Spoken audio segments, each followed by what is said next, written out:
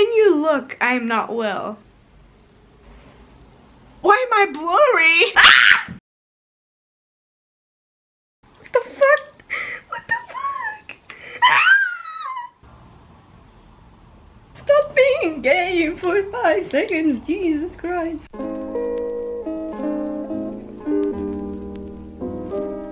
Hello, welcome to my Heaven Officials Blessings Part 1 vlog, which I didn't think at first I was going to make a, part 1 where I read 4 books in one vlog. Well, was it? Yeah, 3 books. 3 books. I first thought of making a vlog for each individual book. However, I ended up deciding otherwise, and that turned out to be a bad idea because now this vlog is well over 2 hours long. I apologize. I really thought I wasn't going to have enough for, just one vlog for one book, and of course, so one book for one vlog. And so that's what led me to deciding to, vlog every, from books 2 to 4 in one vlog. Which, by the way, before we get into the actual vlog, I just first want to talk about book 1 a bit more, because that is the only one that I didn't read for the vlog. I started the vlog when I started book 2, when I was already, a little bit into book 2. It was really just a random decision to start vlogging this series, okay? It was a very random decision. So it starts very abruptly and very messily. So I first want to take a little moment to talk about book 1 a little more. So far is my favorite out of the entire series. I know that from my friends who, in this Discord server that we're all in, where we all talk about Don May, I know a lot of them love book 4 the most. I think book 4 is very high rated for them. Book 4 is also pretty high on my ranking, but that you'll see in the vlog itself. But book 1 so far is my absolute favorite. I absolutely love this book. Do I think it's the best writing? No. Do I think it's a really good example of good storytelling and world building and character building? Yes. Even though there are some parts that dragged, there are infinitely more parts that made you want to continue and not put this down, which I think is not an easy thing to do, in my opinion, judging by how many books I've read where that just horribly fails. So I absolutely loved the first book. In my opinion, so far out of the 4 books that I've read, it is my absolute favorite. That might change in part 2. And then, I really love the introduction of all of the characters that appear in book 1. I love the beginning, where it's kind of just a very quick backstory of Shelly and why he is where he is. How he first ascended, and he was this prodigy, and then he fell the first time, and then he ascended again, didn't even last a day, and fell back again. I think it was the first or the second time that he jumped down, where he tripped on a fucking cloud, which, by the way, is a really good setup for how unlucky this bitch is, okay? Because that is a very big thing in this series, that Shalian is a very unlucky bastard, okay? This bitch doesn't have a lucky bone in his body. So the setup of him being so unlucky, having this ascending, falling down, ascending for the 3rd time. And along that, also the fact that he tripped on a cloud to a point where you're like, how do you trip on a fucking cloud? Because he's Chilean, that is why. And so the setup of that was really fun. And then also when Chilean and Hua Chang first meet in this timeline, I absolutely love the fact that Chilean is in a wedding garb. Chilean is dressed as a bride, and then Hua Chang just comes and whisks him away to wherever he actually needs to be, kind of just helping him out from the shadows, which later on he actually steps out of the shadows to continue helping him, because then in the second case that they had, that Shelian goes on in the first book, Hua Chang goes along but in disguise as Salang, which, I don't know if from the get-go I was supposed to understand that it was Hua Chang, but this bitch didn't even try to hide it. So, speaking of this bitch didn't even try to hide it, this isn't something that is revealed in any of the books that I've read so far, but I know it's a fact. Fucking Nanfang and Fuyao, who are introduced in book 1 as, I think they were deputy generals. No, I don't remember what they were supposed to. Oh, is it written? No, I don't feel like going and getting book 1 to check. But they're, you know, in the house of, I don't remember what their house's name are, but of Fangxin and Mushin. You know, and from the get-go, when the moment that I actually met Fangxin and Mushin in book 2, I don't even think it was in book 2, I think it was still in book 1 when, you know, Shelian is thanking them for sending those, you know, two deputies, I guess, to help him, and they're like, I don't think they respond, or like they barely give a response, and I'm like, I think that's the moment that I start, you know, theorizing that they might have just disguised themselves because of Sunlang's disguise. I was like, can gods also do that? And apparently they can, so do with that what you will. And I thought that Heaven Official Blessings, the first one, had probably my favorite introduction to a series. Is it perfect? No. It has a lot of flaws, especially in the writing, but that I'm just going to attribute to the translation, especially because I only found out a couple of weeks ago that the official Heaven Official Blessings translation, which is the, you know, physical novels that you have in English, is just the fan translation of the original Chinese version that was on the website that was originally on. So, and that is literally just like I think it was 7Cs who literally just bought the English translation from the person who originally translated. So it's literally just a fan translation that was put into a physical novel. So I'm just going to attribute the sometimes wacky writing to that, because 1, it's a fan translation, and 2, it was translated from Chinese to English, so there are going to be mistakes here and there. That is also something that I touch on later on in the vlog when I'm specifically on book 4, which I think the like tacky writing might have attributed to me giving book 3 a lower rating than, you know, the context that I got a bit more in book 4. So, you know, that's why my rating actually changed in book 3 when, you know, you see my rating at the end of the video, which is something I do talk about while I'm reading book 3 and also while I'm reading book 4. So I'm gonna stop talking now and enjoy this video. I hope it's not almost 3 hours long. I swear if it is, holy cow. If it is over 3 hours long or close to 3 hours long, I hope this vlog does well, because the work that I put into editing this, I even went as far as downloading memes to add to it so that it doesn't get too boring. I have a dedication to this vlog now, okay? I could still say, well, I'm just going to be, you know, making them into individual vlogs, but no, I've decided to make it a 3-part vlog, like reading 3 different books in one vlog. I'm gonna stick to it, okay? So anyway, without further ado, on to February Chloe, I guess. Hello. It's currently 3 a.m. and I just randomly decided that I wanted to start a reading vlog of reading Heaven Official's Blessings. Heaven Official's Blessing, my god. I'm this far into the second book. I will try to get a dent done tonight because I'm hosting sprints on Discord. So yes, this is the plan.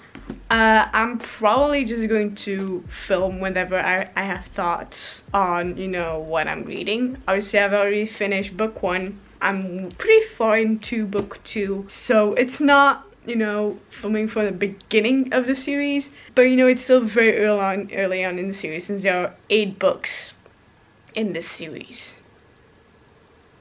And apparently, book 6 is emotional damage at its finest. So I'm terrified, but also very curious and very excited, but mostly terrified. So yes, this is where we're starting. I mainly wanted to start here because I was still wondering if I was actually going to do this, if I wasn't, because I already started the series, so it's not like a vlog from the beginning, that reading from the beginning. But at the same time, I was like, at the point where I'm at now, which is, you know, I'm on page 148, and it's a scene where Shilian falls right on top of Hwa-chan. So I was like, this is the perfect part to start this on. Also, I don't know if I filmed an intro for this, you know, because I'm really just impromptu starting this vlog. So yes, we're currently still on break. Chat is absolutely chaotic thanks to Steph, because she just randomly decided, like, she's also reading volume 2, she's about to catch up with me. She just randomly decided to send a weird ass worm gif into the spoon chat, because she's at the worm part, you know, where they fall into that hole and they end up in like a muddy hall, whatever the fuck, underground tunnel thingy, and there are 2 giant worms there. She's there now, and she just decided to send a gif of a worm, and then she sent that monstrosity. That woman needs to have the gif, you know, button taken away from her, because holy shit, I started sending cursed gifs. She stole my thunder, okay? Jesus Christ. Anyway, I'll give you guys updates.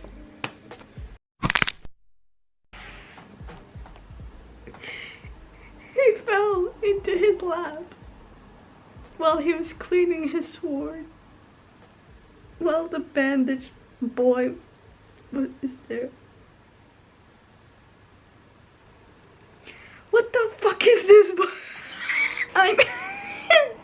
I have been stuck on this page for 15 minutes. Can you look? I am not well. I cannot. That's so traumatizing, that boy. Oh my god. Okay, so little update on book 2. First of all, I pulled an all-nighter reading this. Accidentally.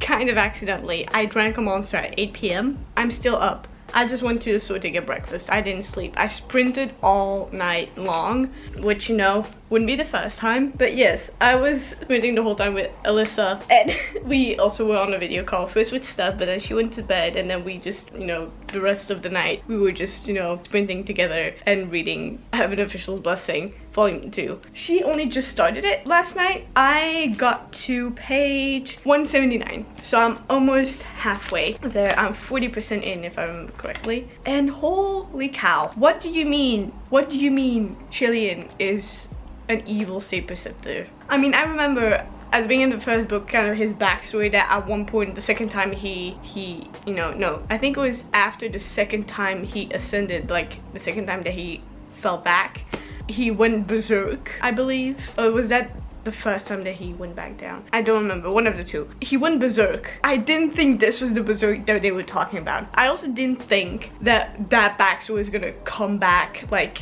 you know, full. I thought we were just gonna have references to it and stuff like that, but not a full-on like dream backstory, like flashback to it. I didn't expect that at all.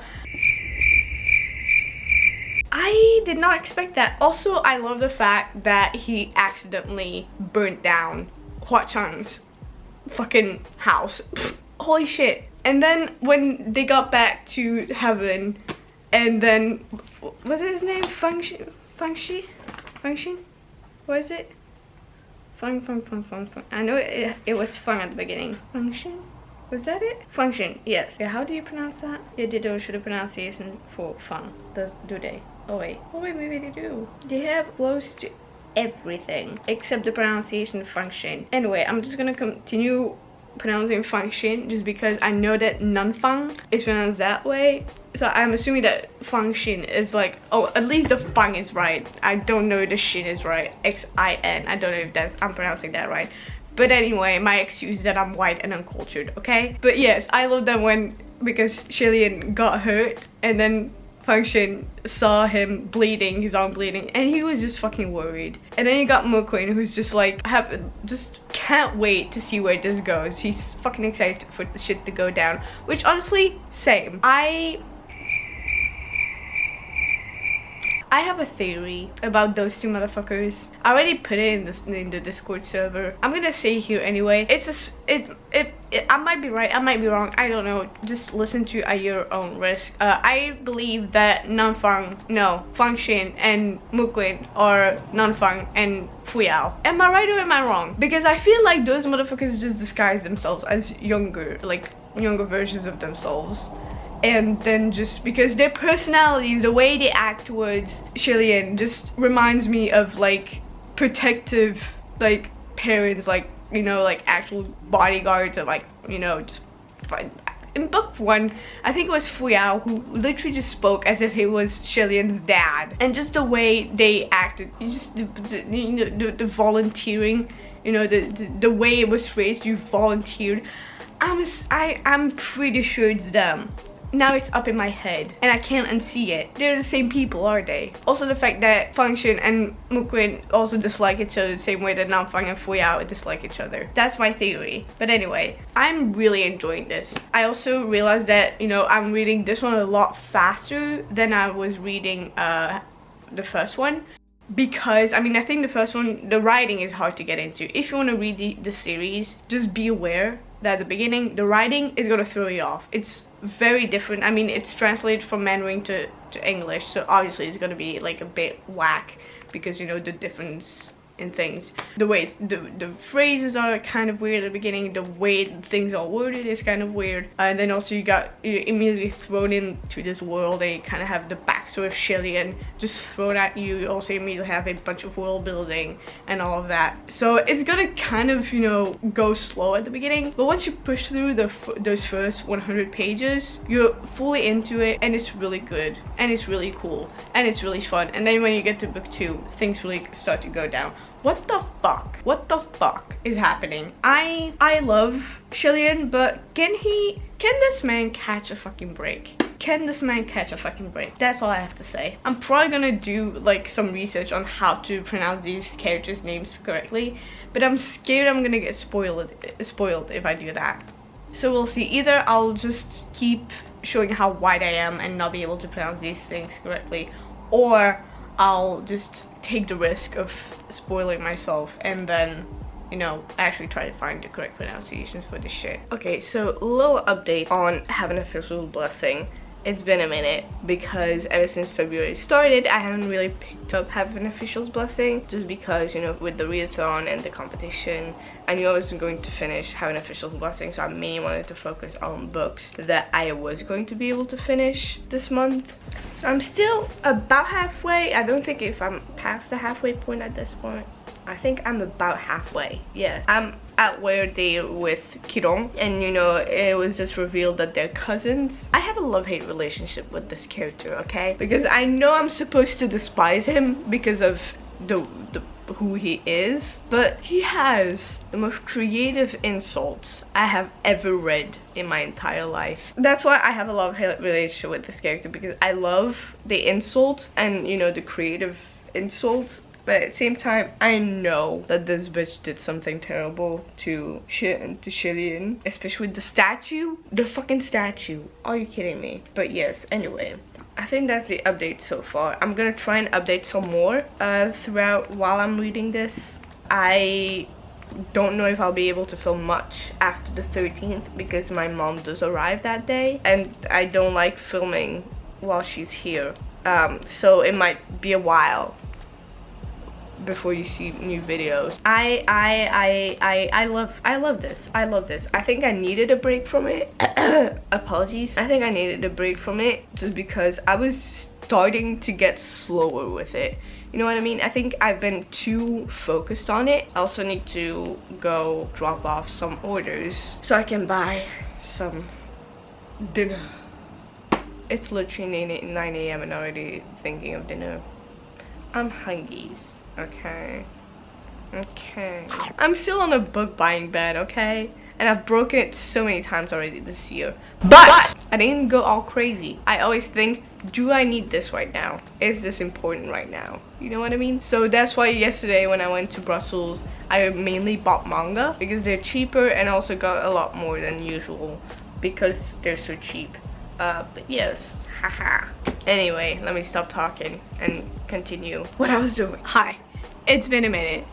It's been almost a month to be exact. I did not update my reading vlog for Heaven Official's Blessing book 2, volume 2, I don't know. But I did finish it towards the end of February, which I didn't think I would be able to do, which was also my last book of the readathon that I was participating in. I'm currently reading volume 3. I'm a little, I think I'm close to 100 pages in, maybe a bit further than that, I don't know. But yes, I did finish it. I didn't like it as much as the first book, but I think it's mainly because it cuts off very strangely, because the first half of the book is like a natural continuation of the first one, but towards the middle of the book it switches to Shalian's backstory in Shenle before everything went down, before he ascended, before everything. The book ends with him ascending. Book 3 starts with him 3 years later as a martial god, as the kingdom of Shenle is thrown into chaos, basically. So it's kind of weird going from, you know, like the present day, then having like the whole hit in the face of what happened at the Gilded Banquet and all of that, and his cousin, Jesus fucking Christ. But yes, and then, you know, in the backstory we also get a lot of his cousin as well, kind of like how he behaved. We got also the first time that Shalian and Huacheng met way back then, 800 years ago, when Huacheng was literally 10 years old. It was like, I liked it, it was cute, but I feel like the backstory should have been like one book. Like book 2 should have ended when, you know, before the backstory started, and then book 3 would have been just like, because literally the second half of book 2 is flashbacks, and then the first half of book 3 is flashbacks, then we go back to the present. So I feel like those two halves could have been one book, and then like the second one could have been shorter, and I guess the fourth one could have been shorter, and instead of 8 books there would have been 9. But that's just my opinion. It just feels weird, and like I was doing fine up until the flashbacks. The flashbacks threw me off because I thought it was going to be like one chapter or something, just like a quick flashback of like Kirong, I don't know how to pronounce his name. I think it's Shirong because it's a Q. I'm not sure. But I thought it was going to be 1 or 2 chapters just to kind of like show how Shalian's cousin was way back then, how Shalian was way back then, and also Feng Xin, and I want to say Fuyao, but I think that's not him. Anyway, I'm messing up names. But yes, I thought it was going to be 1 or 2 chapters, but it ended up being the second half of the book. And so it kind of threw me off, but I was able to finish it before the end of February, which I was very happy about, and I really picked up book 3. I'm having a hard time getting through the beginning of this as well. Apparently I'm halfway through the last part of the flashback, so that's good. So far, hold on, let me go get it. So far I'm on page I think it's 106 or 107. So I'm a little past the 100 page point. I already tabbed every single image that's in the book. I did not do that on purpose. Anyway, I knew it was coming. I think I know what came either before or after this scene. Honey, you've got a big storm coming. I'm both excited and terrified, okay? I know that book 6 is going to destroy me. That's just for a fact, just seeing the reactions from some of my friends online. Because we have a whole Discord server, okay? Dedicated to Heaven Official's Blessing. And I'm pretty sure we're going to add every single other series by this author. I'm not even going to attempt to pronounce this author's name because I am learning Chinese. I have a 22-day streak on Duolingo. I haven't missed one day, okay? I need to do my streak for the day too before this fucking bird starts crying and fucking looking at me menacingly. He's just looking like fucking Mona Lisa. Hold on, you can't see shit. He's just looking like Mona Lisa right now. Come on, focus. You can't even see jack shit. You see that? Oh, now you just see the reflection of my camera. Can you see him? He's right there, just looking like the fucking Mona Lisa for some fucking reason. I love this bird. I love him so much. I also did start reading another book because like I mentioned before, The flashbacks are throwing me off, especially from knowing kind of like the beginning of the first book, like the small little quick backstory of Shalian and Shenle. I know shit's about to go down, especially because I think the next image especially is terrifying. Yes, so the next upcoming image is this bitch, which I have a theory about, okay? I feel like I came up with a ton of fucking theories in the middle of the fucking night last night and a couple of nights before because I couldn't sleep. The insomnia be insomniacking, okay? But yes, so seeing this is the next image that's coming for me, I am terrified. So both the backstory is throwing me off while simultaneously I know what's coming and I don't want it to come. I was about to make a sex joke, but let me not. So I'm terrified. So I did start reading another book simultaneously, but I will not be talking about it because Speak Up St. Martin's Press. If you don't know about that, I will leave a link down below to the Instagram account that is dedicated to that whole thing, which is very important, and I think you should definitely support it. But yes, I think I'm gonna try and read a bit more of this today, try to get through the backstory. Like I said, I'm not enjoying them. I'm already out of fucking angry tabs because fucking Shalian's dad. Why? And it's so weird reading this while also everything happening in Palestine. It's so weird because like there are some parallels because obviously there's a lot of like topics of genocides happening right now in the past, and like the past of Shenle, especially in book 2, like not the backstory, but like when we were finding out what happened at the Gilded Banquet. There was also a whole lot of like genocide happening, and like the other prince, I don't fucking remember his name. I do not like him because the way he spoke was kind of similar to, he didn't like send off killing any of the Shenle people because he didn't think they were directly involved, so he refused to have a genocide happen to them. So then in a way, the way it was phrased in a way that led to him basically saying that if he knew they were Shenle, he would have allowed the genocide to happen, which is quite questionable. So it's a whole thing, and you know, a lot of decisions in like I wanna laugh, I wanna cry, and I wanna laugh.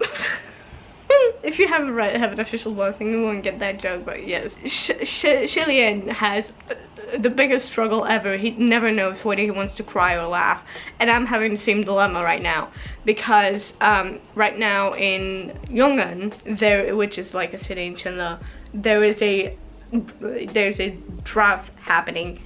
And basically they're talking about how they're gonna get more water there, and then like obviously there's a rainmaster, but it's not like, it's similar to like water bending. Like you can't create water out of nothing, you have to like bend the water to your will to do it. And so he borrows the rainmaster's like hat, which holds like kind of like his power, and like tries to get some rain in Yongan. But they also have an Earth Master, and they have like talk about how they might need to build like a river or like a dam or something to carry water to Yongan from somewhere else. And they're like, yeah, but we don't have the tools to do that. I'm like, bitch, you have an Earth Master that can fucking dig in rock and earth.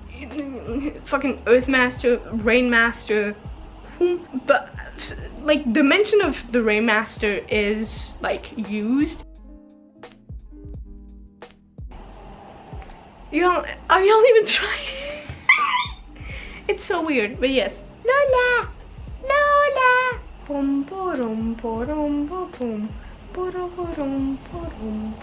Anyway, so yes, so it's both pissing me off, and at the same time I kind of want to laugh at the fucking, you know, whatever. Also the king's decision, like the way it's like shown, like he's making bad decisions, but also because even Shalian says it like in his POV that like his dad, the king, isn't a very good king. He's kind of stupid. And I'm like, and then he yells at his son to get the fuck out because he doesn't know what he's talking about. It seems to me, sir, you don't know what the fuck you're talking about either, so what the fuck? But yes, It's a whole thing. When is the flashback over? I want to know. When are we going back? Like, I'm just gonna calculate based on the... Oh, sorry. I just looked at one of the pictures again. Help. Oh boy. Okay, so that's still the flashback. That is also, I think that's the end of the flashback, isn't it? I believe it is. I think it is. I think this picture is the end of the flashback, which is again half of the book. Literally all the like the whole flashback arc could have been one big ass book. Like, yeah, literally the end of arc 3, well, the beginning of arc 3 is literally halfway through the book. So arc 1 should have been one book, arc 2 should have been book 2, arc 3 should have been book 3. That's just logical to me. I don't know why they split it up like this, because this just throws me off. But anyway, did I was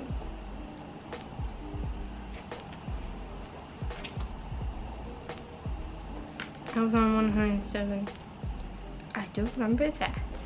Yes. Hi. Ignore the crazy hair. I woke up not that long ago.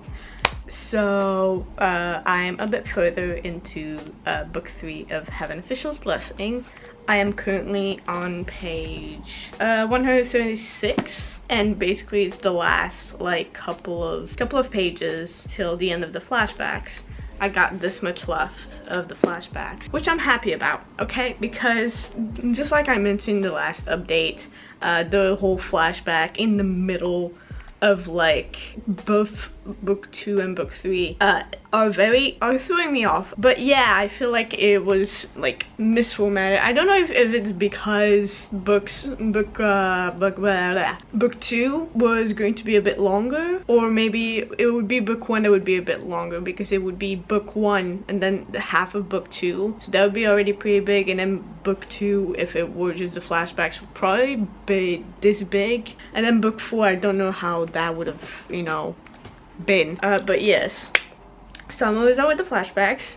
I'm just at the part where the whole face disease starts spreading, which I was not excited about. I saw the picture when I was like flipping through and like already tabbing every picture that there is, just so that I know when there's another image coming, because listen, in both book 1 and 2 I had such jump scares for some of these pictures. I didn't want to get a jump scare, so I was like, okay, let me just put a tab already on every single picture there is, just so that I know one of them is coming. But I'm not excited about what's to come, because I know it's gonna be chaos. I know shit's gonna hit the fan, and honestly I don't know how I feel about book 3 so far.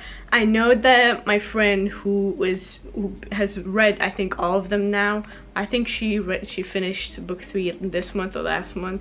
Book 3, book 8 this month or last month. And book 3 is her least favorite. So far I can tell why. It's the same situation. I hope that when we're out of the flashback and we're, you know, back on the original story, the present day storyline, I hope that it gets better, because it seems in book 2 up until the flashbacks I was doing fine. I wasn't enjoying it as much as book 1, just because I thought book 1 was really good. So book 2 kind of felt a bit flat for me, but I still had a good time with it. But then the flashbacks rolled in, so that's basically what was easy. Yes.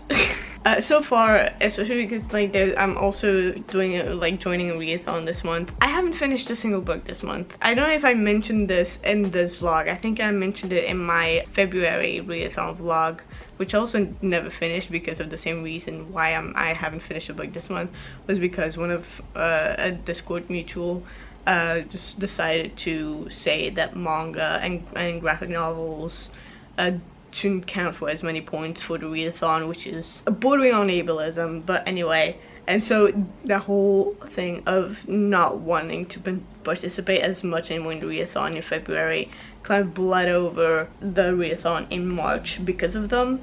Because like I said, I don't remember if it was in this vlog, I mentioned it in the last one, but they brought up the same thing again on one of the YouTubers' live spreads, uncalled for, which is absolutely ridiculous. And to this day, I'm still so confused why they brought it up again. just because I'm like, no one agreed with them when they first mentioned this and like in the server. Like nobody agreed with them, and they even got a bit of backlash from some other people in the server, and yet they still brought it up again during sprints. I think it was because the YouTuber would have had to acknowledge the comments right away, and so they were probably expecting the YouTuber to, you know, say something about it, probably say, okay, maybe we'll do that next readathon, or, you know, we'll change the rules a bit, which is absolutely ridiculous. I hope that's not the case, because that's literally so evil, and especially very dumb, because they were on the team that was winning because of those mangas, which I'm very confused about. It's insane. Anyway, that's why I haven't been able to finish a single book this month, because I'm like, it is for a readathon that would be reading these books. And, you know, I also listen to a lot of audiobooks during readathons because I can't read fast, and, you know, the whole energy of making graphic novels and manga count for less because it's not a like full novel. It's giving the same energy as people saying that audiobooks don't count as actual books, that if you listen to audiobooks you don't count as a reader, which is ridiculous. So that whole energy just irked me so bad. It's really just putting me in a slump, and I hate it. I hate it that it's affecting me this much, literally. But anyway, I'm probably gonna try and like just listen to an audiobook this towards the end of the month, especially because there is the trans rights readathon coming up as well this Friday. But back to Have an Official's Blessing. I'm sorry, but yes.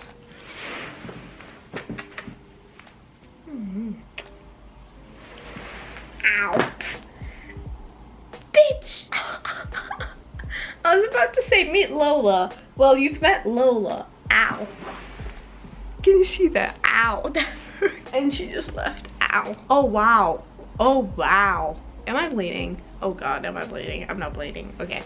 Anyway, Have an Official Blessing. Well, I'm gonna try and get to, at the very least, Arc 3 today. Because I don't have... Oh, my God, I'm literally... Wow. Anyway, because like I said, I'm on page 176 and the end of the arc is on 233, so that is less than 100 pages. I'm just gonna say it like that because I can't fucking count to save my life. But yes, I have less than 100 pages till arc 3, which I'm very happy about, because like I feel like now that it's towards the end, and you know, it's a lot more structured than the last couple of things, because I don't know what the fuck was. I just reread the part where the dad falls on his child. I don't know why. Don't ask me what the fuck happened during this flashback, because I only remember from the cave, which is traumatizing, which is also one of the parts where I was like slowing down a lot more than, you know, usual, because some parts of it were feeling a bit rapey, and I was very uncomfy towards it throughout the entire thing. I couldn't wait to get it over with. Anyway, but yes, I don't know what I'm like. So far I don't know what I'm going to rate this yet. I think it's probably going to be like a 3.5 to a 4-star, maybe 3.75, not even a 4-star so far, just because I feel like I wanted to skip the backstory, okay? But I asked my friends who are way further ahead of me, and also the one that just finished the entire series, and she's like, no, we don't skip. It's important. There's a lot of foreshadowing in this. Some of it I can see, like for example the umbrella, the fucking missing eye, the hair string around the finger, tied around the finger. I feel like that's foreshadowing for just Hwa Chang having, you know, the umbrella. I'm pretty sure that's the same umbrella that Shillian gave to him when he, you know, went to his temple. I'm pretty sure that him tying the red string, which I know is kind of like in a way a marriage thing in Chinese mythology, if I remember correctly. I know that the red string means something, because I keep having this scene from Hotel de Luna, which is a Korean drama where basically parents send out a I know what it is. I think it was a pouch with a lock of hair of their deceased daughter, and basically they were hoping that in the afterlife she was able to get married to someone because for some fucking reason. And basically when one of the guys, one man picks it up, there's a red string around his finger, basically tying him to her. So I feel like, no, it's the string of hair, is the red string. They're married basically because he's also wearing a necklace with, you know, a ring on it. Which theory? Is it his ashes? Is the ring that Hua Chang gave to Shilian Hua Chang's ashes? If it is, I'm going to cry because already I have a theory about his eye, which I don't think is true. I don't know if as a child he still had his eye but was just like injured or something, because he says that he keeps bandages around his face because he thinks he's ugly. But I don't know if just like covering the same eye is because he literally doesn't have an eye, or if, you know, it's just to cover as much of his face while still being able to see a little bit. If my camera moves, when I'm telling you, this cat doesn't have all her screws in her head. She's rubbing herself against my tripod, which is why my camera is shaking. She's licking the bottom of my shoes that are on the ground and just fucking rubbing herself against them and licking them. Help me. Anyway, back to his eye. So I don't know if as a child he already lost his eye or not. If he didn't, which looking at the picture, the next picture coming up, which is the last picture of the flashbacks, he doesn't have his bandages on. It does look like he has an eye though, where like the bandages are. So here's my theory. You know how somehow they like there's a whole like myth around Hua Chang and him and his eye, where he had a moment of madness and dug it out himself, and there's his sword which has an eye on it. What if he like took out his own eye in a way and, you know, did this with a sword to either find Shilian anywhere and everywhere, or just keep an eye on Shilian? Like he's able to like see if he's okay or not, if he's in trouble or not, like find him anywhere no matter what. You know, the same thing with like with the dice, where, you know, he rolls any number as long as he rolls the dice and he wants to see Hua Chang will just appear. What if it's the same thing with the sword? What if, you know, if he rolls the dice, Hua Chang can just find him with the sword? Whatever, something like that. It has something to do with Shilian. Everything has something to do with Shilian with him. So I'm pretty sure it is. I think the necklace with the ring is his ashes. I think the Emperor, I think Junwoo is sus as fuck, and he's going to be some kind of twist villain because I don't trust him. He's too calm. He's too handsome. I don't trust handsome men. I don't trust men in general, but handsome men, out the fucking door. What other theory do I have? Alright, Earth Mask. Fucking double agents. What the fuck? A double agent. It's, you know how he was used to spy on Hua Chang. I think now he's being used by Hua Chang to spy on Junwoo. Any theory I ever had about most books have always been either completely off or just slightly off that I can't say I was right. And I hate it. But yes, I'm scared. Also, why is Hua Chang so adorable as a child? Why is he so cute? Why is he so cute? I'm also very conflicted about, what was his name? Was it Lang Ying? The dad that like buried his kids. Lang Ying, yes. I hope I'm pronouncing that right. Sorry, I just ate breakfast. So Lang Ying, I don't know how to feel about him, and like, because at the beginning I was like very much on their side, like, what the fuck are you doing? And like the whole situation where basically because they're not rich and from the capital, they're like disposable and it doesn't matter if they don't have any water or whatever. Also, it's back to like the last update, because I know I mentioned this. Why didn't they use Earthmaster? Because they said that they're like, even in Shinla, yes, there's missing water, but there's water nearby, and if with both the Rainmaster and the Earthmaster you can dig a new river, because they were like, okay, let's dig a new river, but like that's gonna take too long. You have an Earthmaster. You have an Earthmaster that can dig with fucking heavenly pew pew. Why not? It's like, I think that's kind of like, don't know if like that's something that was intentionally like flight, like I was not meant to think of that, but I feel like a lot of it could have been avoided with the Earth Master. But anyway, but now it's, you know, like with Langing literally not just wanting to be within the capital and like being safe, he literally wants the whole kingdom of Shenle to be eradicated and just be wiped off the map. I don't agree with that, and I don't know how to feel about any of it. It's so weird and so complicated. And now with like, I still think of his kid, and I'm like, you're saying either the human face disease is a curse set up by Lang Ying, and probably with like the fucking crying laughing face mask, which I think is hilarious with that mask, because Shilian is always saying like he doesn't know whether to cry or laugh. Then you've got a fucking ghost king with like a crying laughing mask on.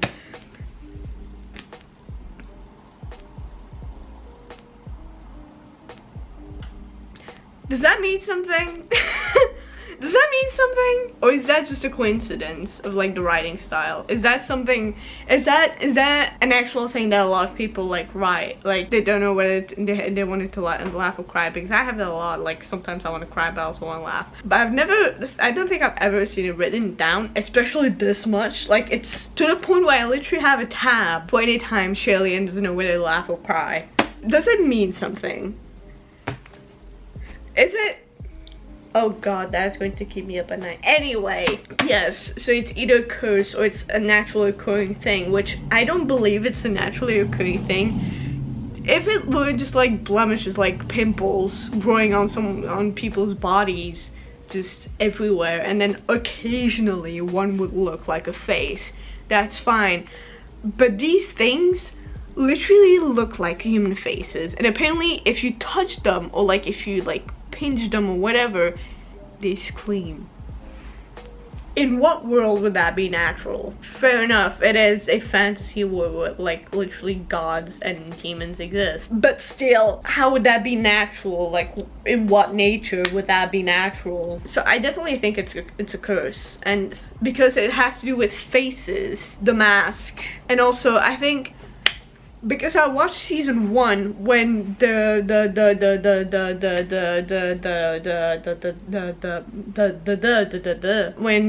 the first mention of the crying face mask Ghost King, I don't remember what his name was, like the white Ghost King, was mentioned. Shilian had a flashback to, I'm pretty sure it's the downfall of Shenle, and then I think, if I remember correctly, also in the same season, there is when as soon as like the boy that I think, did they call him?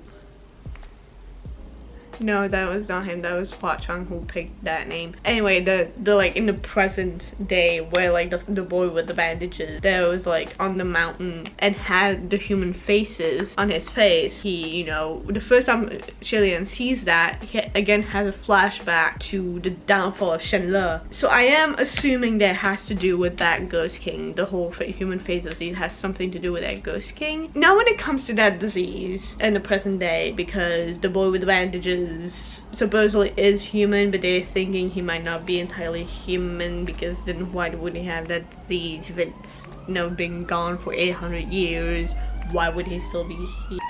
You know, so I don't know if that boy having that disease and running into Shilian and, you know, crossing paths with him and just overall being so similar to when Shilian first met Hua Chang, you know, and also with, you know, with the face covered in bandages, with the fucking taking care of him, taking him in, all of that. Like that's I see a lot of parallels between that boy and Hua Chang when he first met Shilian. So I don't know if that is that white ghost face's Ghost King, whatever the fuck its name is.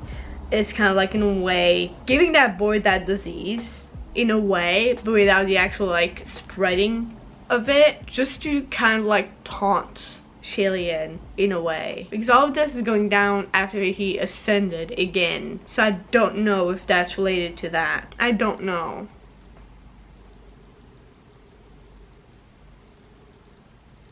Is it? My brain is doing something again. Is that boy in present day the buried child of Langing? Why am I focused in the back? Don't focus on this bitch, focus on me. Focus on this bitch. Is it the buried kid of Langing? Is that him? What was the name that he picked? What was the name that he picked? I know he picked part of his name as, you know, the girl that died at the beginning, at the end of book one, in book one. What was the name that he picked? What was the name? That's gonna bother me. Hold on. So I'm looking on the wiki page, and I think I might have just accidentally spoiled myself, because there is Langying past, and then there's Langying present. I'm not gonna click on it. I'm not gonna click on it. Also, I also have another theory that... Je te dérange? Anyway, so I have another theory about Fangxing and Muxing. I don't know if I'm pronouncing their name correctly. I'm still learning Chinese. I have a 30-day streak, okay? So I'm still learning pronunciation, but I'm pretty sure I'm not gonna say I'm pretty sure I'm right. I'm probably not right. But anyway, I have a theory about those two motherfuckers. That, you know, at the beginning of book one, when Chilean goes into like his first case when he's back after ascending, there are two junior officers, I think they were called, that join him, that were from the houses of Fangxing and Muxing. I have a theory that it's them, that they just transformed themselves and volunteered to go with him, which, I don't know, it sounds so fucking adorable to me, like, to think of that. I don't know, but why would they disguise themselves though? Is it their pride? Huh, I don't know, because now in book 2 and book 3, well, book 3 because of the flashback, but in book 2 at the beginning, they do show that they like care about Shalian still, and like when he's kidnapped by Hua Shang, they even go after him. Like they you know, it's, so I'm pretty sure it's them. Okay, I'm pretty sure it's them.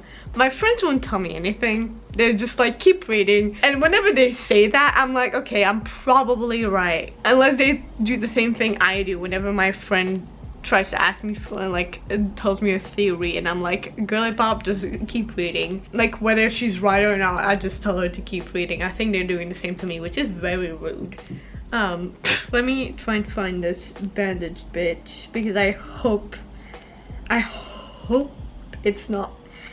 Ha.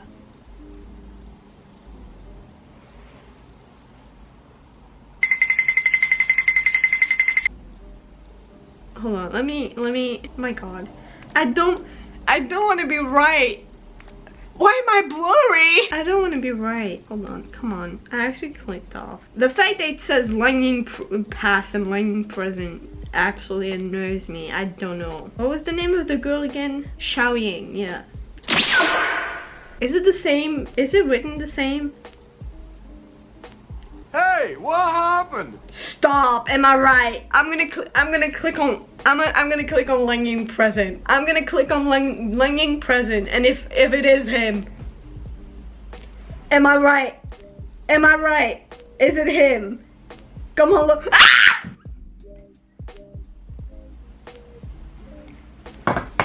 How is he so young? He was, huh? No. Huh? What? Huh? Huh? Huh? What? I'm so confused. Huh? Huh?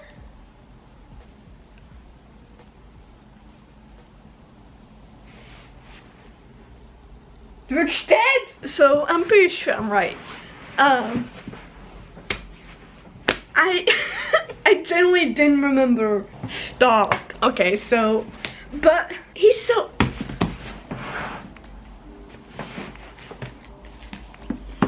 Where is it? Where's the picture? Looking back at, here it is. Okay, so this is Lang Ying, okay? This is Lang Ying in the present day. Where is it? Where's the picture? Right here. And this is him. This is Lang Ying in the past. Girl, hello. How do I compare these? Oh, okay. The problem is everyone looks the same, so I can't tell. Is it him? It might be him. Is it? But why is he, like, he's a grown adult in the past. How is he younger now? What the fuck? No. Okay, so this is what I needed to push through the fucking flashback. Because I thought that, like, Lang Ying in the past was gonna turn into, like, the first king of Yong'an. You know, when Shenle falls, Yong'an becomes a kingdom and takes over. I thought that Lang Ying was going to be the first king of Yong'an, and from there on out, and like then that Lang Ying was like the other crown prince, the asshole, the fucking douchebag. That's his descendants. You know what happened? Let me send them in the chat a question, please. My God. Let me just send them a message. Okay, so I'm sending this as a voice message because I'm freaking the fuck out. I'm vlogging. I'm vlogging my reading of Have an Official's Blessing. Like I so far I've vlogged book 2 and now I'm doing book 3. I randomly started talking about the bandaged boy from, you know, that Shelian saved, like in present day. And I was like, why does he have the human phase disease? Like, is he an immortal? Something like that. And then I came to think, maybe he's Lang Ying's son that was buried. And so I just decided to, you know, I didn't remember his name, the name that he chose when, you know, he asked, like, in the fucking ghost round, when Shelian asked him his name, and he picked a new name. I didn't remember what he picked. So I went on the wiki of Have an Official Blessing. Tell me why it says Lang Ying past and Lang Ying present. Sure enough, I'm fucking right. It's fucking Lang Ying. But how the fuck is he younger in the present and older in the past? What the fuck happened? My fucking God. The day that I decide to vlog, they decide to continue construction. Didn't do anything yesterday. Jesus fucking Christ. Anyway, that's the update for now. I don't know what the fuck I'm gonna do now. I think I'm gonna finish the video that I'm watching, and I think I'm gonna continue reading. What the fuck? Hi, it's been a minute again, but today is April 9th, and I just got done with the flashbacks. I'm so happy. I sobbed. I mean, I thought it was gonna end differently. Like, I thought the flashbacks were going to end at another point. But according to my friends, the saddest things from the flashbacks definitely happened in book 6. So I'm glad that apparently until book 6 there were no more flashbacks. I'm happy with that. I'm so happy with that. And I'll get to just happily read without having to sob. I'm probably still gonna sob because I sob at everything. So I just finished the flashbacks. I'm on page 242. Not happy that Shirong is back. I have a love-hate relationship with that character, okay? Because I love chaotic, evil characters, okay? But he's not even chaotic evil. He's just evil for no reason. He's just insane. And I love insane characters. But he's just a bitch. I hate him. I love him, but I hate him. I feel like he's just too much of like an evil person that like the only positive thing, well, not positive, but the only thing I like about him is his like insults. He has the most colorful and creative insults I have ever heard. That's the only thing I like about him. But as long as he's not doing those, I want him gone. So yes. I have a couple of theories. I don't know if I mentioned them in the vlogs before, but I have a couple of theories about certain things. I think the last thing I mentioned as a theory was about Lang Ying which I did confirm because I went ahead and spoiled myself. But now, having read multiple occasions with like the white mask ghost demon thing, I feel like it's Junwoo. And I'm not the only one who thinks that, because like my other friend Kenzie, who is up to book 6, she has the same theory. And I'm like, things are literally pointing at him being that creature. I don't know how to explain it, but it's just like, it just makes sense in my head, okay? Because of the way that, while even though we don't see him that often, I think the only time I actually saw him, was it at the beginning of this? No, it was at the beginning of book 2 that I saw him. And then also the other time that I saw him was when Shillian went back up to tell him that he was gonna go back to the mall round to help his kingdom. And that's it. But I feel like, judging by the backstory that was at the beginning of book 1, it feels like, I don't know, it just feels like Junwoo punishing Shillian for disobeying him in a way. And also Shillian saying that he recognized the voice when he was talking to him. I don't know if that is because the creature had Shillian's face, or if it was an indication that it was actually someone else that he knew. I do not know, but I'm going to assume it's because he recognized Junwoo's voice. Okay, that's I know it's, I might be wrong, because I don't have any, like, valid things to back it up, other than it's a gut feeling. But usually when I have a gut feeling about a character, I'm usually half right, okay? So, sometimes it's about, like, the character's motivations or whatever, but usually I'm half right, or at least a quarter right. I'll take whatever. But yes, today I'm gonna try and get another chunk done. I'm gonna try and get to the next image, which is the lanterns, which apparently is a significant thing. I'm this far away from it, so I'll get to that, and then I guess to the end of that chapter, which is quite long. Jesus Christ. Is that chapter all the way up to the next image? Okay, so I might stop at the end of this chapter. We'll see. We'll see if I go to Lulu and keep reading all the way to that image. So yes, because I mean, I wanna finish this month, but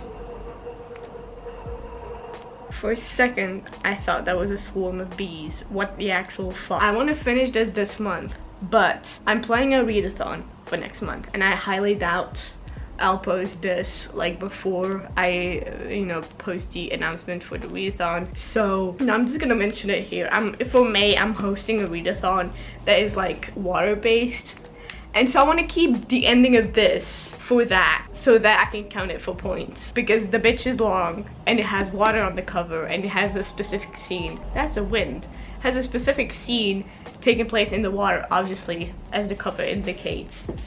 So yes, I might not finish this month. I might just like leave 10 pages for the end, at the end for the beginning of next month, just so I can say, woo, I finished this month. It's not cheating, because it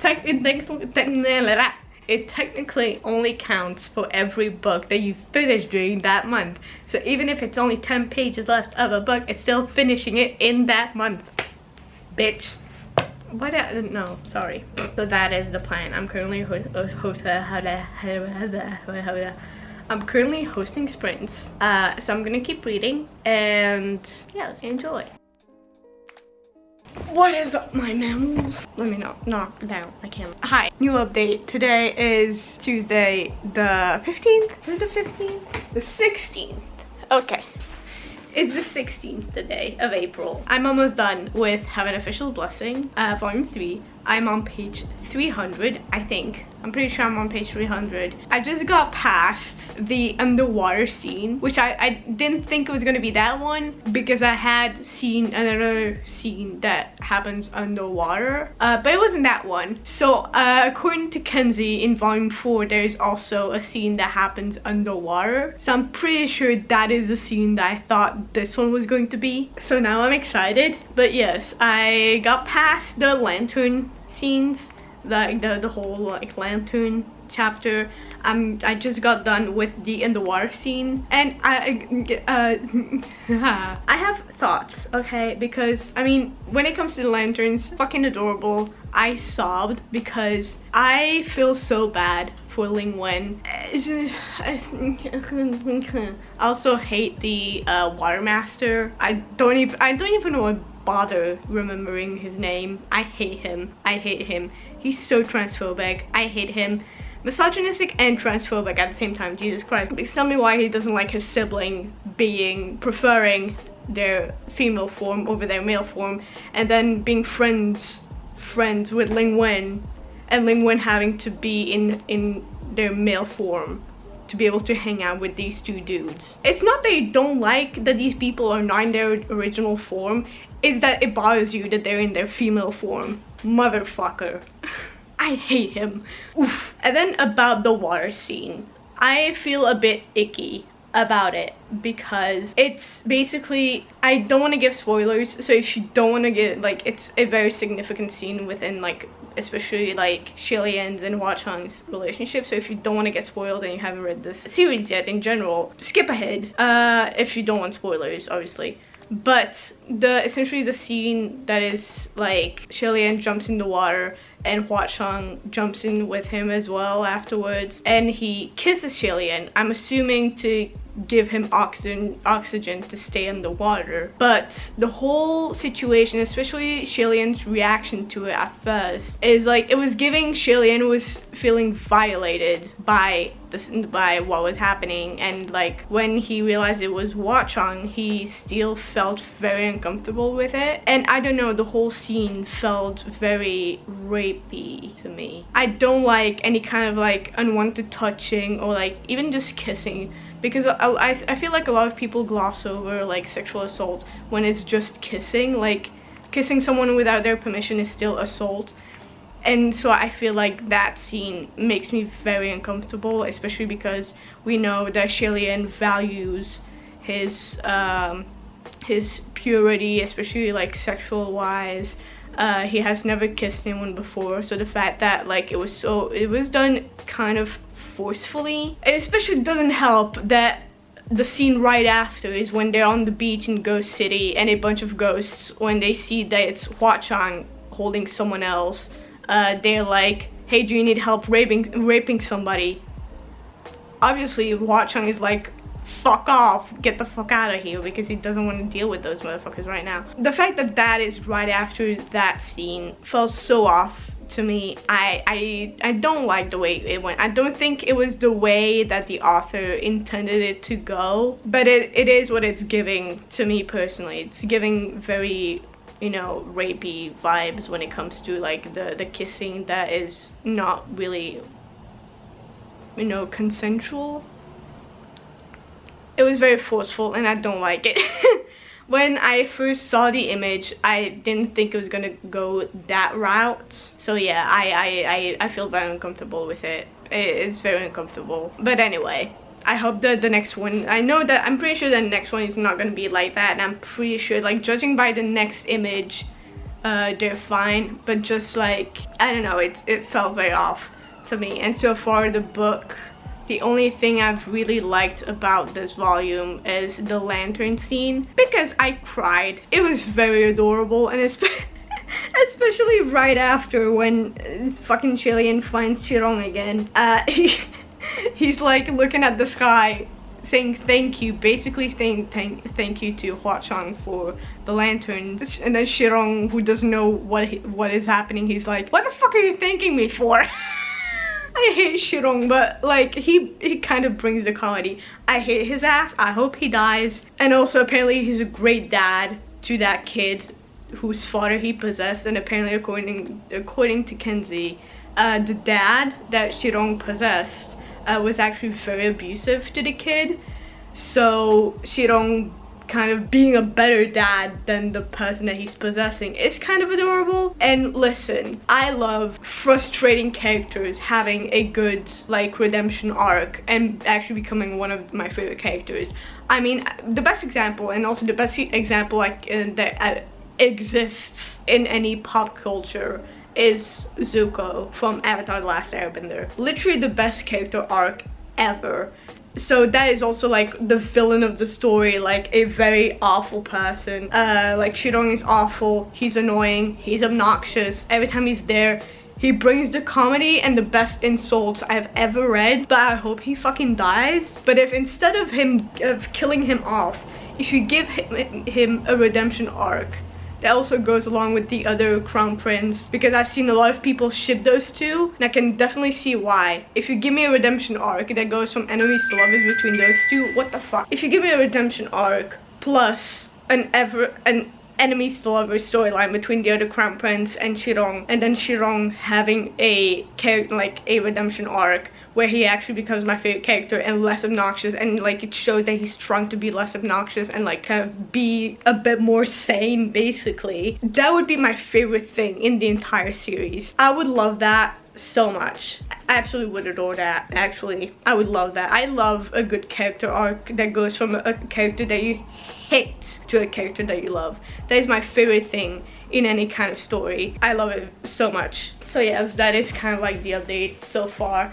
I don't think I've read much between the last updates and this one. So basically I think I'm going to treat this as kind of like weekly updates, because I can really just do them weekly. I'm also going to leave the last chapter of this volume for May, because for my readathon. So I can count that book for one of the prompts in the readathon. And because there's, again, sometimes when I start talking, I talk too much and then I forget to breathe while talking, so apparently, like I said before, according to Kenzie, there is also a significant scene that happens in volume 4 that takes place underwater.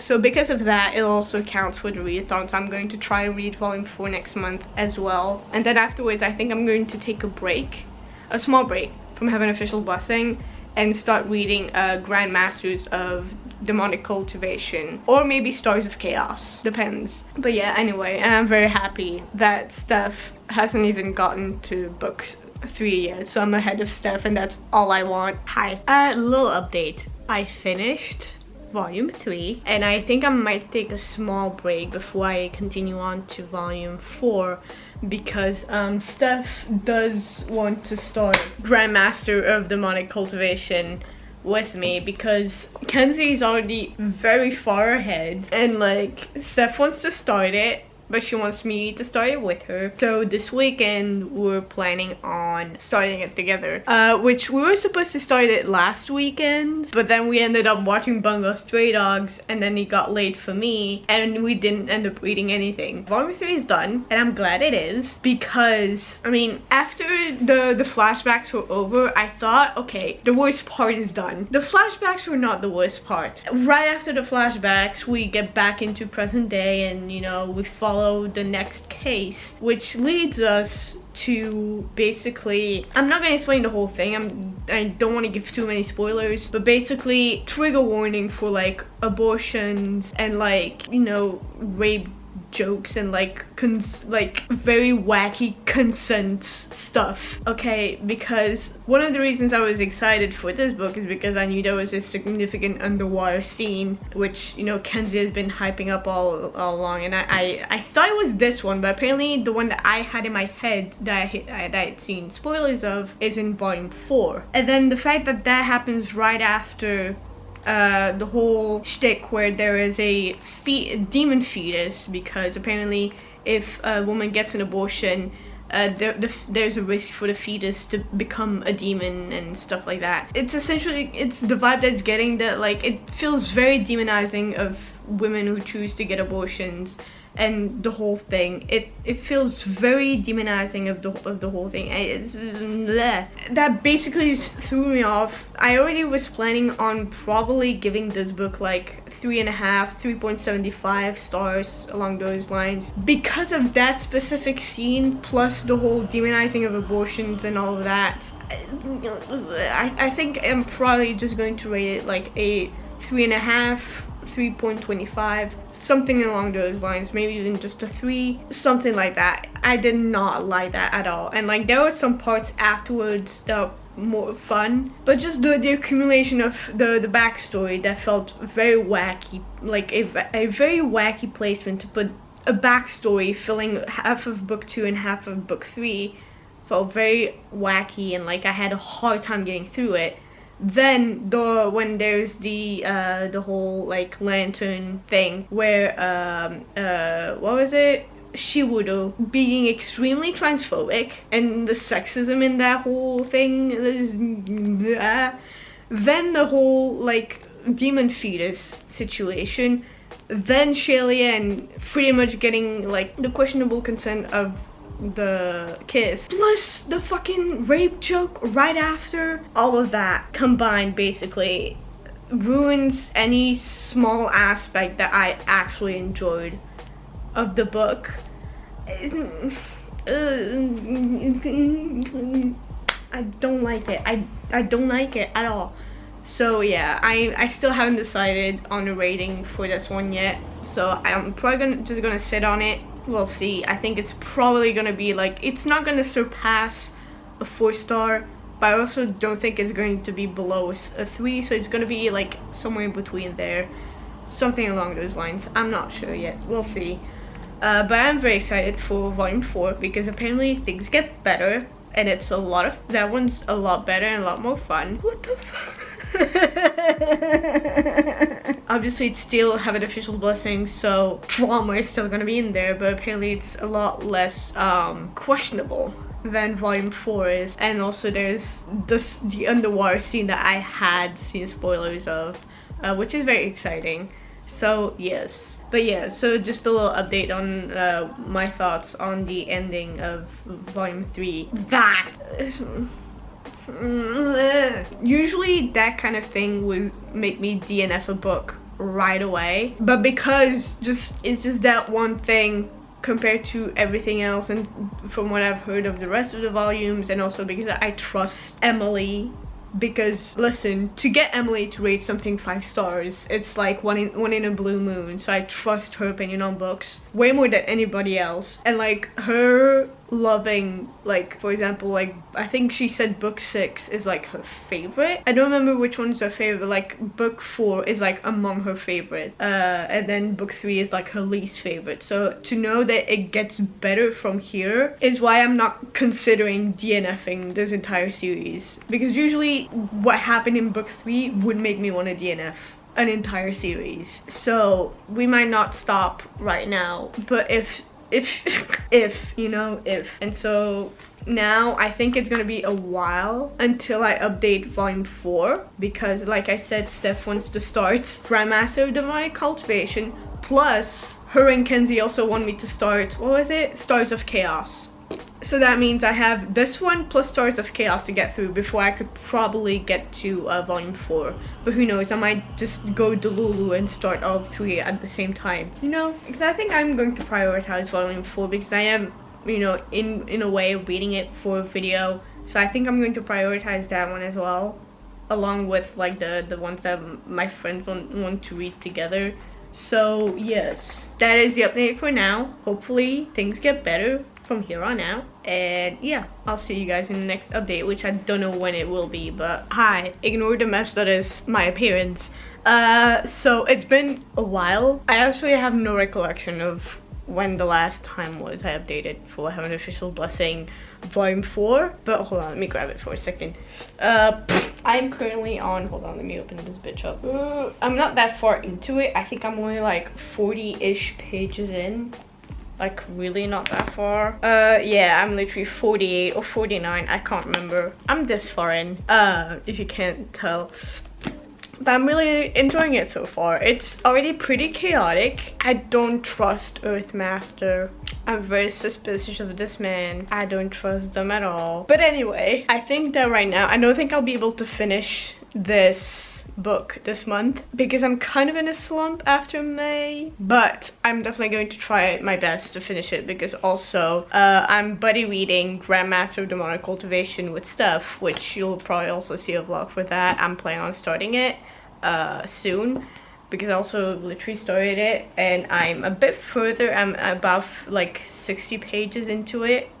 So yes, but back to this one. Apparently, according to my friends who have already are close to finishing the entire series, book 4 is one of their favorites. Like, it's very highly rated within like my friend group. So I'm excited. Also, the art that is in this, I'm very excited, and also already bought book 5. So depending on how much I love it, I might jump right into book 5. Let me grab it. Hold on. My Danme collection is growing. Like, I've got volume 1 through 4, 1 through 5 of Heaven Official's Blessing. I got volume 1 of Grandmaster of the Modern Cultivation, and I've got volume 1 of Stars of Chaos because Steph gifted that one to me. But yes, I just want to show you guys this cover because I absolutely love these covers. I don't know who drew these, but they deserve everything in the world, especially for this one. And then you've got volume 5, who looks like this. If they had volume 7, 6, 7, and 8, they had volume 8. But if they had volume 6 and 7 as well, I probably would have bought it the rest of the series. Fuck being broke, I guess. I'm just flipping through to look at the arts because I think I'm gonna spoil myself, but at the same time, I already know so much. Huh? Well, that's confused. That looks like Hua Chang as a child next to like adult Chilean. I'm very confused. Is the demon fetus back? Oh boy. I think I kind of know who the baby daddy is. I mean, I'm pretty sure I've seen arts after I figured it out. Why do I keep seeing Hua Chang as a child? Is that supposed to be Banwe? Or is that actually Hua Chang? I can't tell. I don't know what's going on. What is happening? This looks so chaotic. I love it. I love how there's so much more art in this than in the previous volumes. There's definitely a lot more art than in Matasushi. What the fuck is that? Anyway. Oh, I'm excited. Look at him. Look at him. Oh my god, I've seen this artwork before. It's like a whole meme about the chaos and then Hua Chang's just like being romantic during the chaos. I love that. Oh my god, I'm so excited. I need to know who this curly haired bitch is. I mean, I've already met him, I think at the beginning, no, at the end of book 3, I think. Or the beginning of book 1, I don't remember. I think, yeah, I don't, was it? I think I just had a stroke. Hold on. No, pretty sure. Yeah, pretty sure it was at the end of book 3. Anyway, I've met the bitch before. Okay, I already met this bitch. He already sounds very chaotic, and I can't wait to see more of them. I'm flipping through, and I see words like sentences in all caps, and I'm like, yep, there's Shiro. I just woke up my cat. I'm so excited to see her. Like, I've seen so much of her, and like I did the like Heaven Official's Blessings personality test, and multiple times she came up and I was like, who is she? I've never met her, and apparently she's the last the last artwork of the book. So yeah, I'm very excited for this one. I just love this cover so much. Like, excuse you. This might be one of my favorites after book 2's. Like, the cover of book 2 is really pretty. This one is just pure evil. Like, how am I expected to read this in public? Like, if I ever do want to read this one in public, I think I might just simply buy it on my Kindle just to be safe. I think I already have it on my Kindle actually.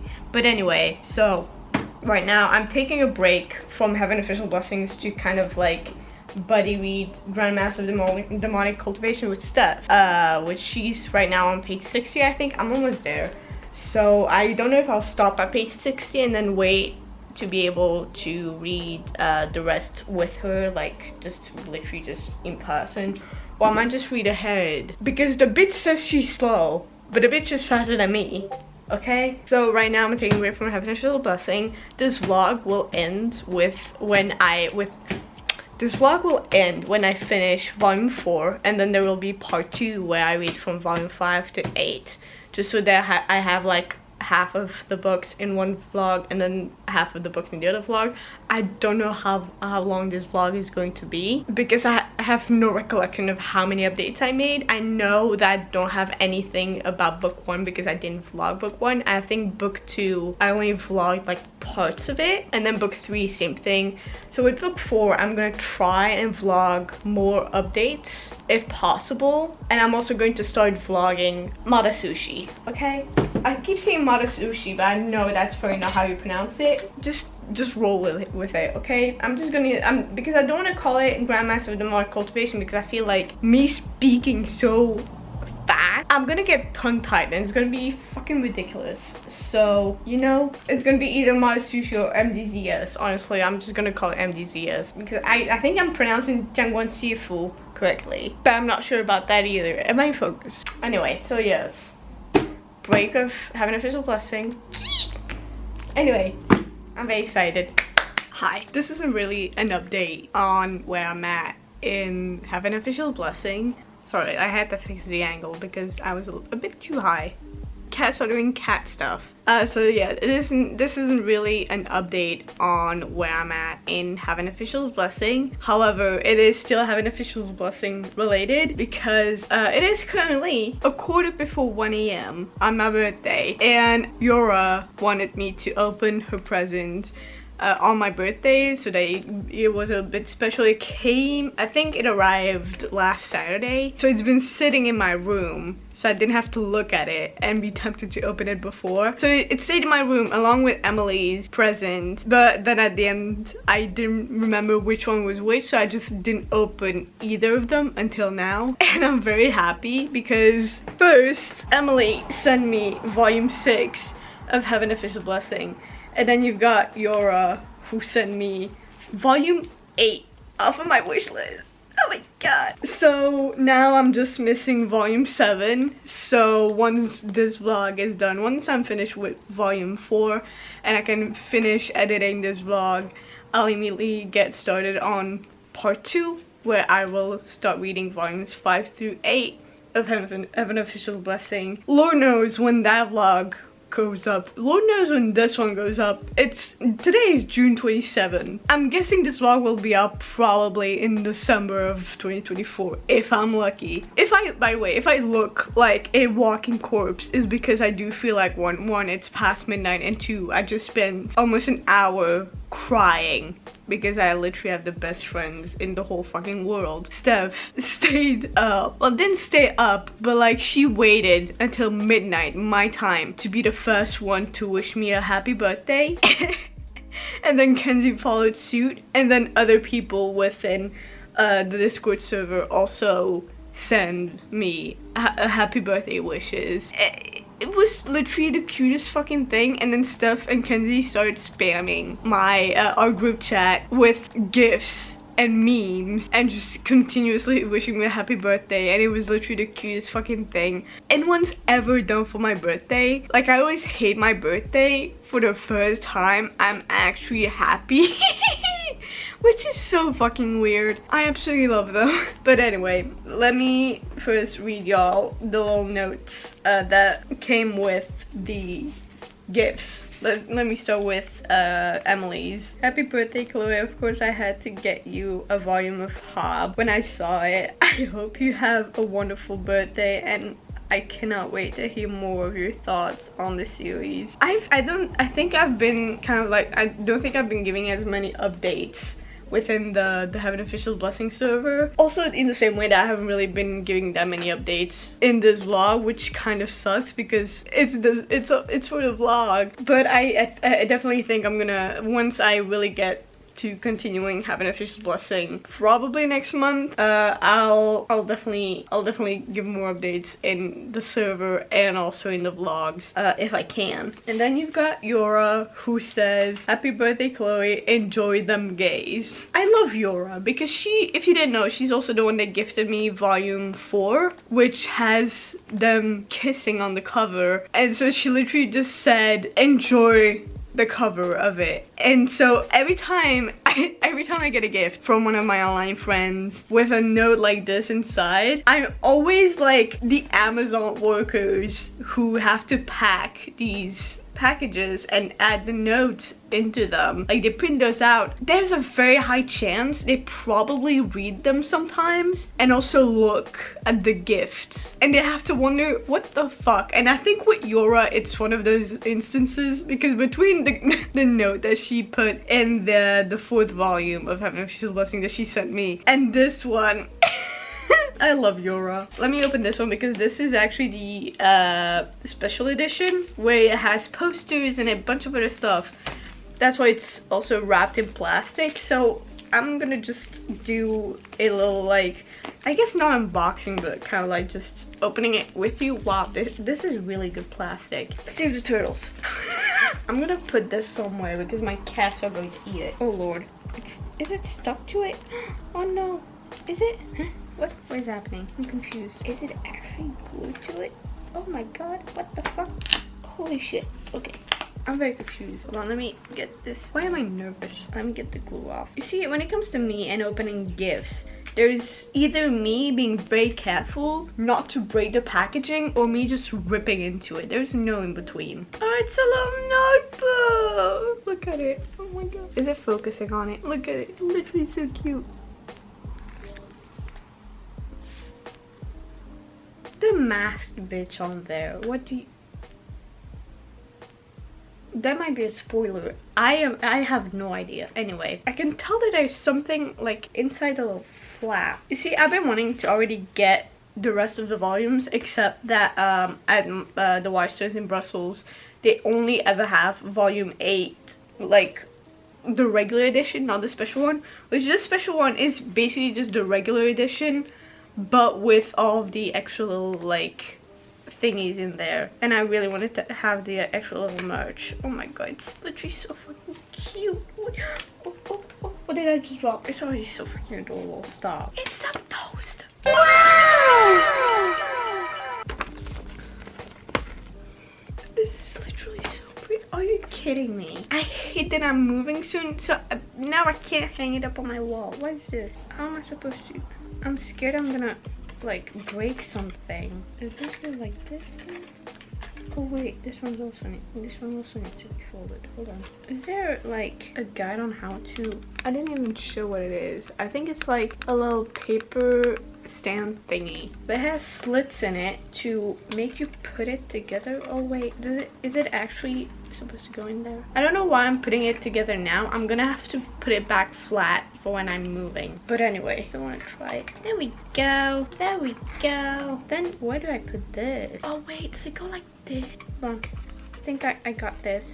I'll definitely try to glue these ones I've moved so that they stay where they are.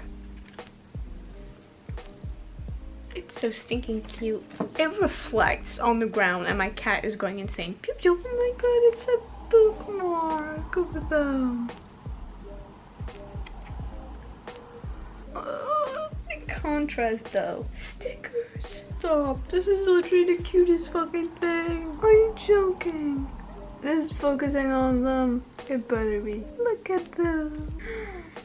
Oh my god. Oh my god, do I have prints of every single cover? It is! Hold on, let me put them in order. They're postcards! Never mind, I'm hanging this on my wall. Look at the back!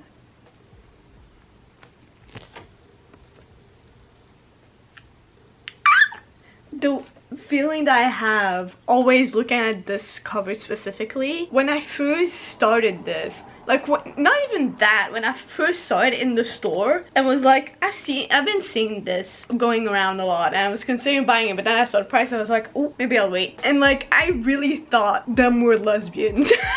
I don't know if it's because of the art style or specifically like the fact that Shellyan is literally wearing a bridal robe. It might be a mix of both of those things. But I love this cover so much and it stood out to me so much when I first saw it in the store. I was like, I've seen this somewhere. And I never ended up buying it until I was literally forced into the Have an Official Blessing group chat. At the time, like this is from the second volume. This is on the back of it. Are you fucking joking? Can you see it? Am I even putting it in frame? Look at it. I love that Shellyan is just a little ferret. That's his animal. And then Hua-Chang is a fox. I love that so much. So from the third book. Look at the back. That is so stinking cute. Where's the fourth one? Here it is. This is the one I'm currently reading.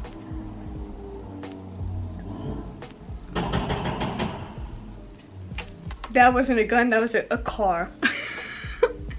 There's this guy that has this car that he like adjusted, I guess, And so every time he like lets go of his gas pedal, it does that noise. To the point where at one point, I think multiple times, he got the cops called on him because people thought he was shooting a gun. Rightfully so. What the fuck is that? But anyway, back to the gays. What? What is this? This is volume 5, which I recently bought. Stop. Stop. I need like prints of these specific things from the back of it. I know that this is volume 6, which the cover of it is terrifying. Like, my friends have said like, you're not ready for that volume. Like, they already, like, every single time I say I'm gonna start another one, at least one of them says you're not ready. And now Kenzie's saying the same thing about Mata Sushi. I'm really worried about MDZX. MDZX? No. I'm just gonna say her MXDX. Yeah, it's the fact that Grandmaster of Demonic Cultivation, the original title, starts the same way as the author's name. I'm literally starts off the same way as the author's names. It always throws me off when I'm trying to say like the abbreviation of both the title and or the author.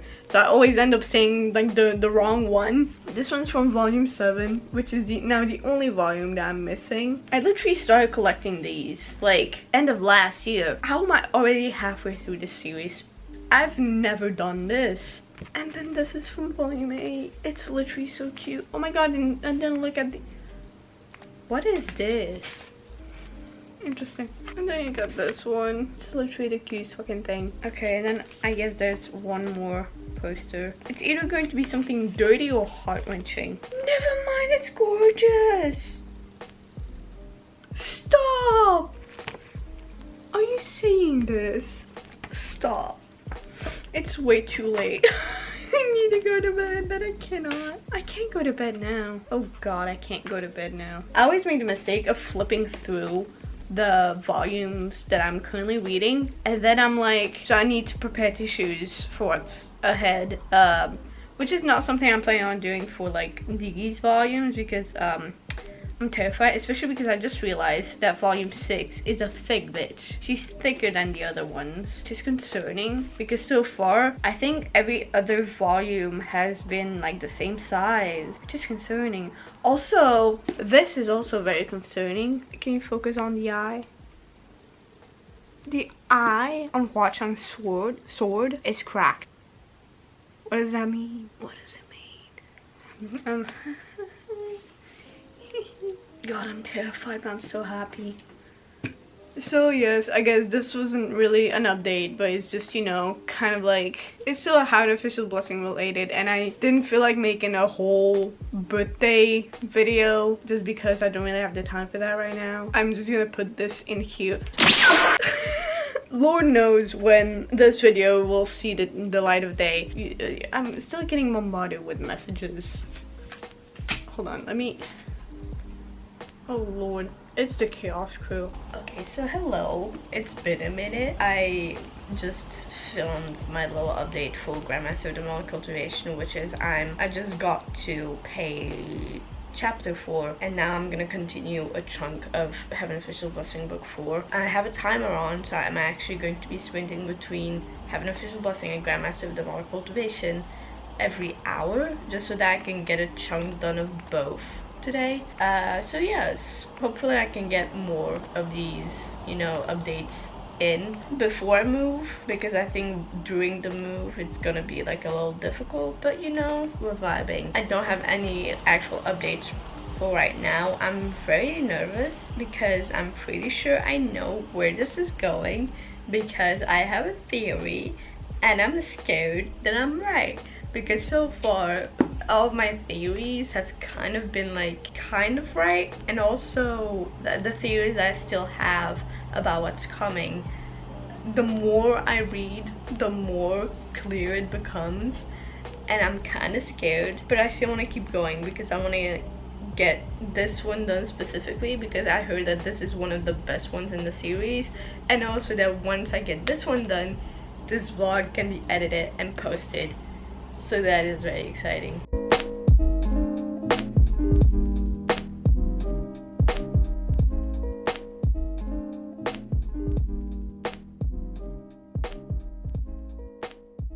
Okay, so I've got another little update. I am currently on the part where they have like these people dressed up as ghosts come into, I think it was the temple, and it's kind of insane. There is one person who is like a hanged ghost who's trying to like put a noose around another person's neck, and I'm like, that is not a person playing dress up. That has to be an actual ghost, which, you know, wouldn't be surprising considering the amount of ghosts that are in this book.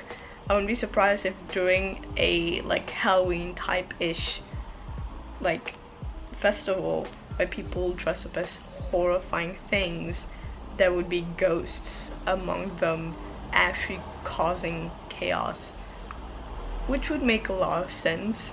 So yeah, we'll see. I don't like that image.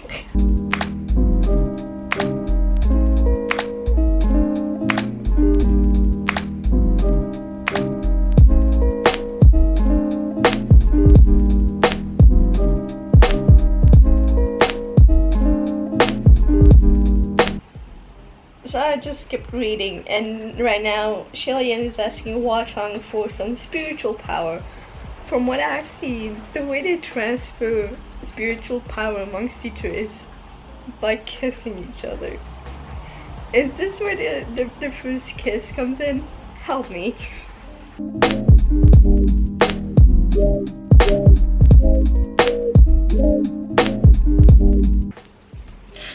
I cannot with this man. So Shillian asked Watchung for some spiritual power, which to my disappointment, they didn't kiss to transfer that, which I know happens later on in the series.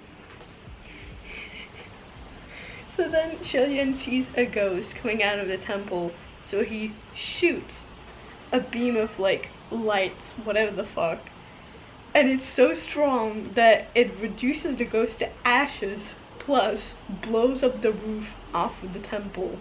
And so he's kind of confused for a second, looks at the temple, looks down from the roof, looks at his hand, and then looks back to Watchung. To Watchung says, "Was that enough?" I'm just staring at him. I cannot with this.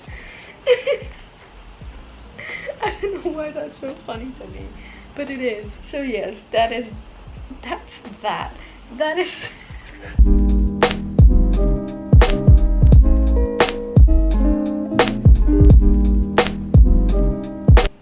I don't trust Earthmaster. I want to, but I don't trust Earthmaster.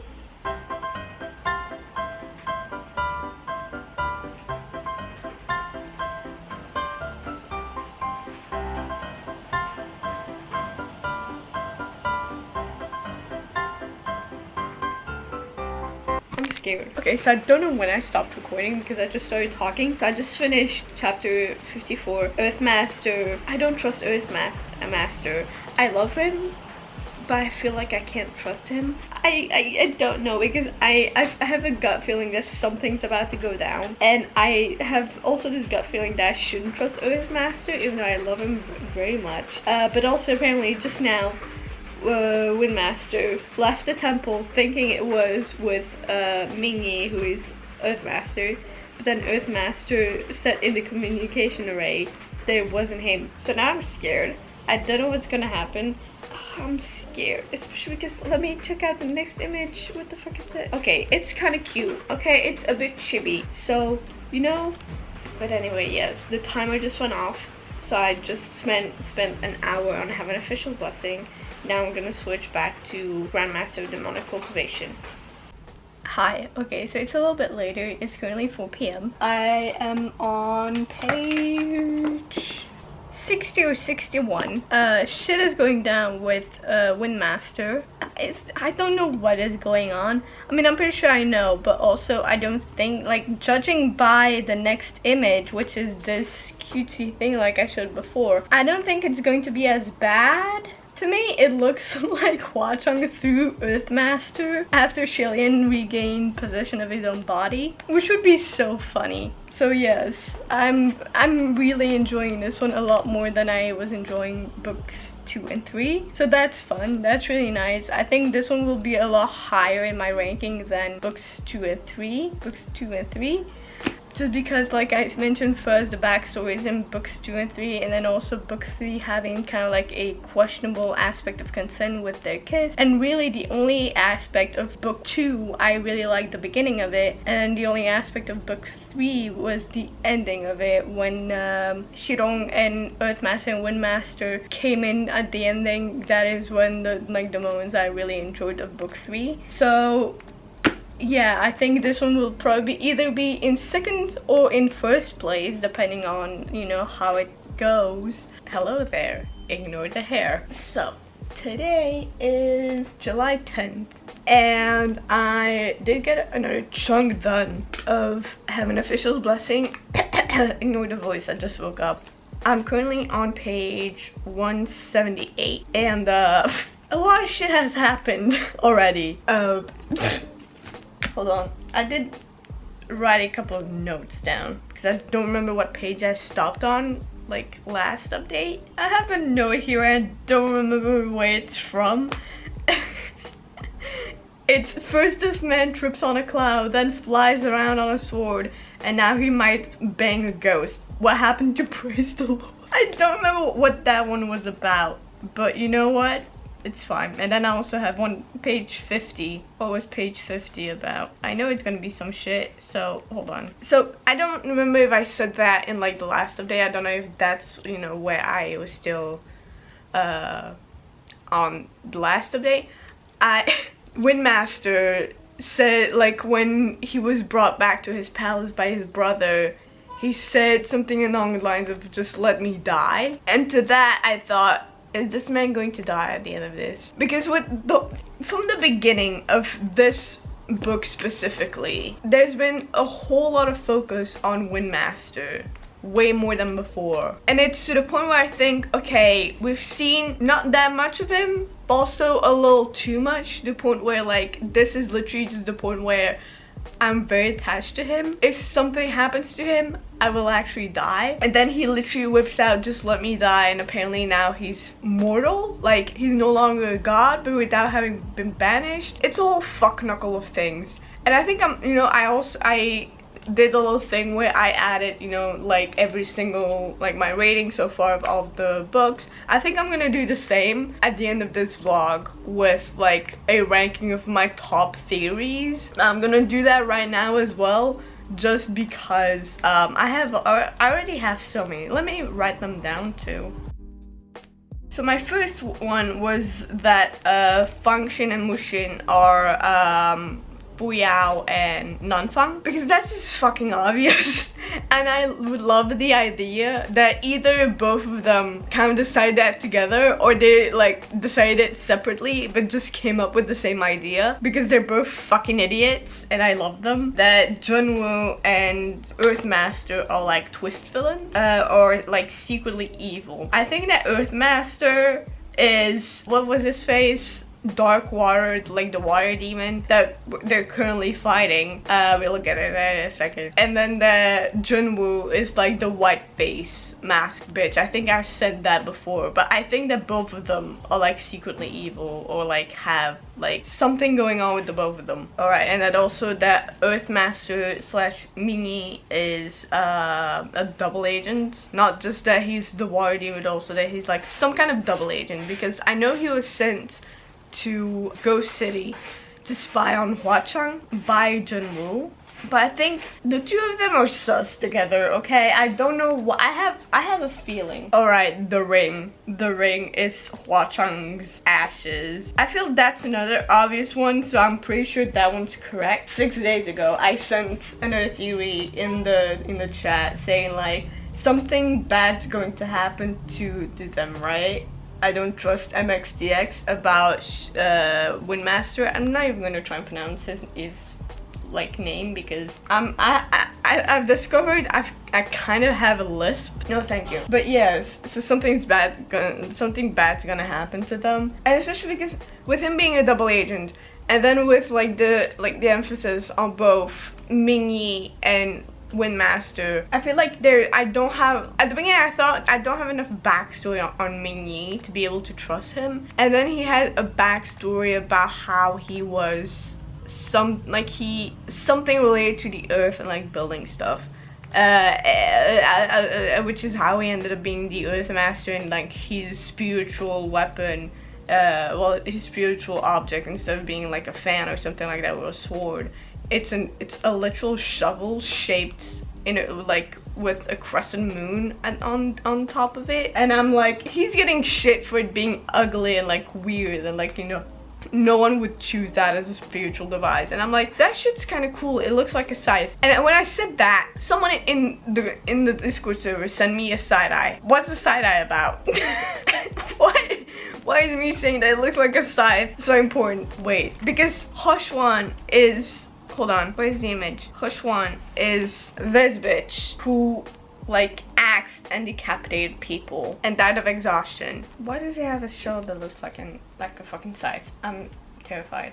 Honey, you've got a big storm coming. So I guess that's all that we have for now. And then obviously I just got done with this part, which had me cackling.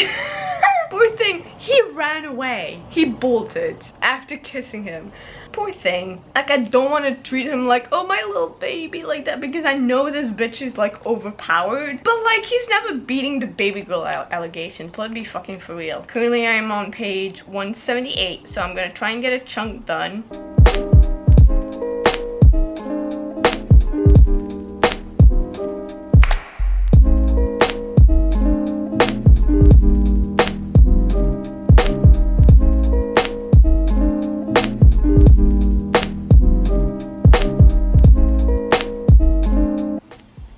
This book's version of there was only one bed, with the coffin having only space for one person, so they have to lay on top of each other. Is this the Dalme version of there's only one bed?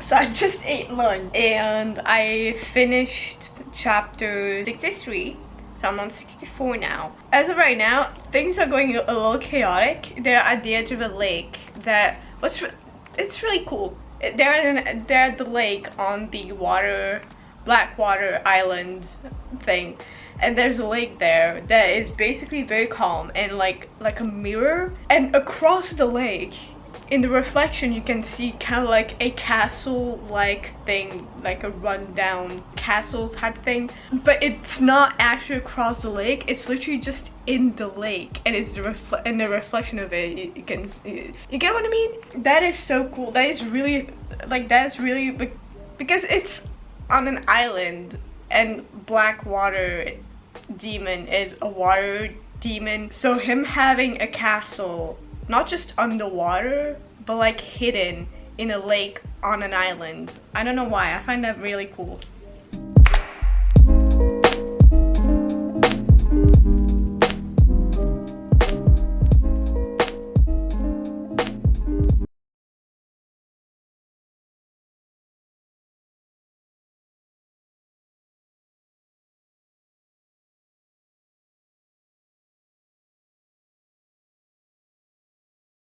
So I just got done with chapter 64, and I was right about Ming-Yi, about Earthmaster. But holy shit, I didn't guess that, like, I thought he was possessing the Earthmaster. Not that he actually killed him.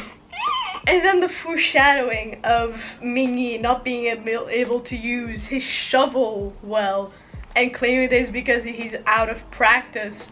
No, he just can't use it well because it's not his spiritual device.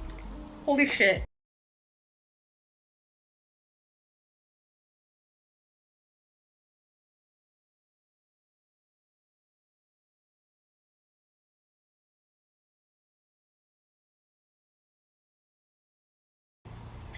Tu pleures? C'est ton livre? Bon, allez, à tantôt. Stop, no. Stop. Stop. Stop. Stop. What the fuck? Stop. What the fuck? What the fuck? Ah! Did he lose his fucking mind already?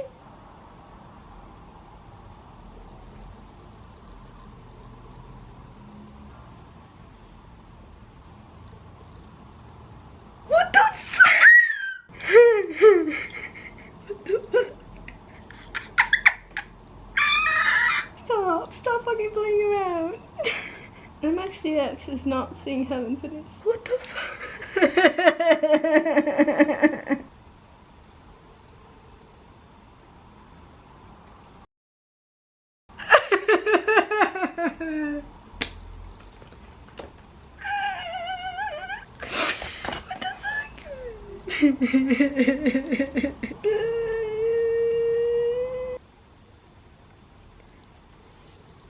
Bitch, stop!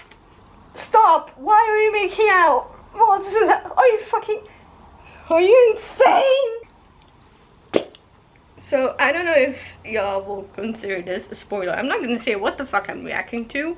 But, all I'm gonna say is that, I just passed fucking page 250. And I just wanna say, I will not forgive any of y'all for making me read this shit. What the fuck? What the fuck? I swear, no, it stop. Not them making out right now. No. Are you fucking joking? Stop being gay for 5 seconds, Jesus Christ. I think I'm gonna take a small break because I'm gonna take a break. So, I'm pretty sure I have a memory of me wishing Shiro to die when I met him in book 3. My wish was granted, apparently. Fucking hell. Hello. Ignore the hair, I just woke up, so it's very messy. But a little update on Having Official Blessings. I got to, what page? Hold on. 269. But I stopped there because I needed a fucking break. So then I continued Grandmaster Demonic Cultivation. But today I'm gonna try and get another chunk done because yesterday I almost read 100 pages. Or close to, like, either 100 pages or like just a little less than 100 pages. I don't remember. Why am I so close? I don't know. So today I'm gonna try and get another chunk done of that, and maybe what I'll do is switch in between Having Official Blessings and Grandmaster of Demonic Cultivation. According to my friends, books 4 and 6 are both train wrecks. Like, they hit them like a train wreck. And you know, I'm glad I have volume 5 in between those two. Do I have volume... No, I do have volume 6. I don't have volume 7. That is the one I don't have. Hello. So that was the vlog. I finished book 4 a couple of days ago. I haven't been able to film an update since I finished it, but yes, I did finish it, and I really love this one, even though it isn't as high a rating as book 1 was, which is something I'll get to in a second. I still think it was probably my second favorite so far. It was my second favorite just because of the whole underwater, like, not the underwater, the beef leaf arc. Okay, because that is apparently what it's called between Water Master and Earth Master. It actually made me sob, if you didn't see. It broke my heart, but at the same time, I really love this one. Obviously, there were some parts that I didn't enjoy as much, and that is just mainly like kind of the same grievances that I had with book 3, which is the consent aspect of it, which is something I do want to get into in a second, because I don't know if in a previous update I did mention this, or if up until now I haven't been able to actually talk about it. So, you know, it is about the kiss that Hua Chang and Shilian had while apparently the mountain opened, or whatever it was, where all the ghosts were like freaking out and like losing their minds and going berserk. Similarly to book 3, where basically Hua Chang kind of like forces Shilian's face onto his, and you know, Shilian's reaction is very much like pushing him away and kind of freaking out. That still feels very icky to me. However, one thing that I've come to realize that might have been a mistranslation was Shilian's discomfort with it, which is, you know, the thing that really bothered me the most when, like, specifically in book 3, when the kiss happened, where Shilian was like, I think it was described as him being uncomfortable and, you know, kind of like feeling not okay at all with the kiss. And like, especially because at first he didn't know who it was, so he's freaking out. Then he realized it was Hua Chang. He kind of relaxed, but then he tensed up again. And after reading book 4, and you know, Shilian starting to realize that he has certain feelings for Hua Chang. He says something along the lines of he realized he had always had these feelings for Hua Chang, and up until now didn't think anything strange about them, and up until that point he didn't realize it could have been something potentially romantic. And so I think back to the underwater kiss, and also to the kiss in Ghost City in Paradise Manor, where where Hua Chang is kissing Shilian, and Shilian, you know, first being kind of like, you know, just letting it happen, and then afterwards being like, what the fuck? And I took that at first with the way that it was described as him being like not wanting it, and, you know, very much trying to push, which he does. He tries to push Hua Chang off, but Hua Chang continues to push forward. In retrospect, now that, you know, the way that Shilian was describing his feelings for Hua Chang later on, I think it would be more interpreted as him realizing that, like, he has these feelings but not really knowing what they are, and kind of like being like, why do I feel like this? Why do I like this? Kind of thing. Which, you know, I don't know if it is a mistranslation or if it is just a mistake on the writing of the author's part. Depending whether it is like a mistake in the writing, the forcing of the kiss is still something that I feel very icky about. So I think my rating for book 3 might be a little higher. Instead of a 3.25, I think it was. I think might change it to a 3.5. Maybe even a 3.75 question mark, which would be, I think, the same rating as book 2 was.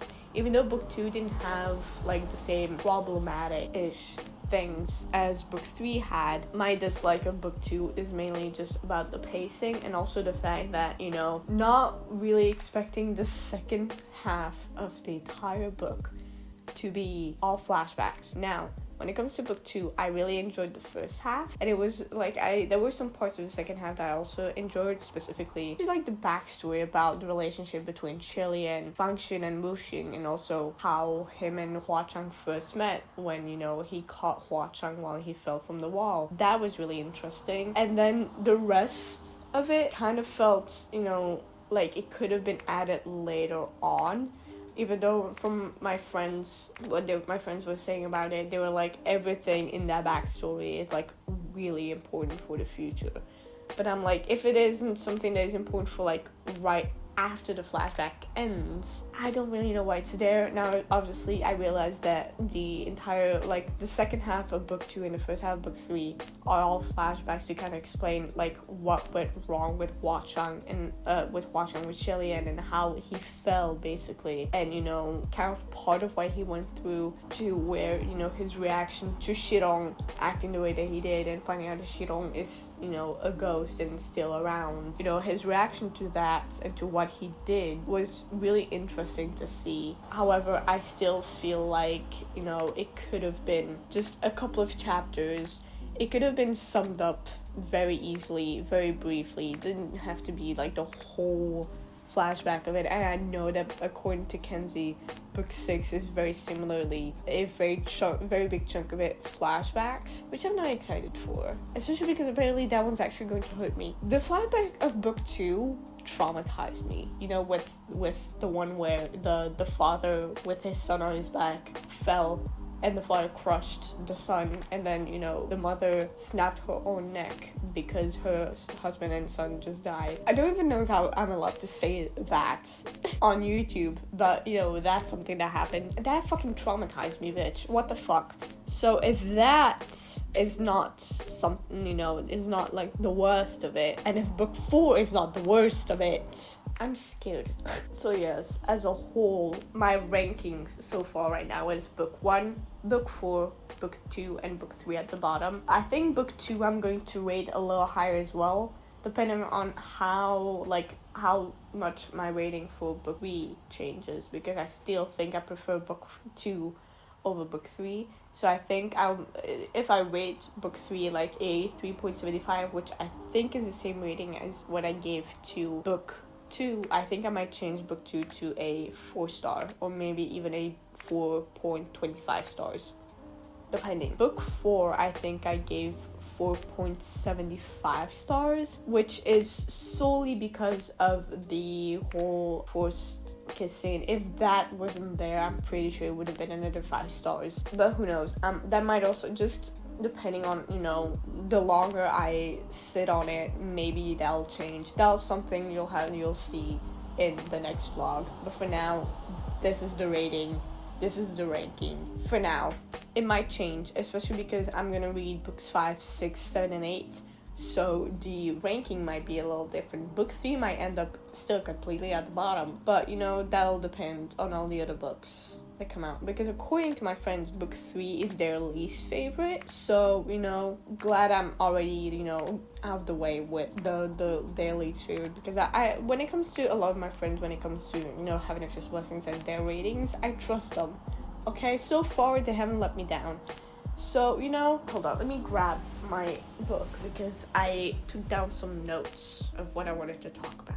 And I'm already 11 minutes into this outro. So let me grab this book to actually, you know, talk about what I want to talk about. So here she is. She looks insane, but I do have a couple of notes here.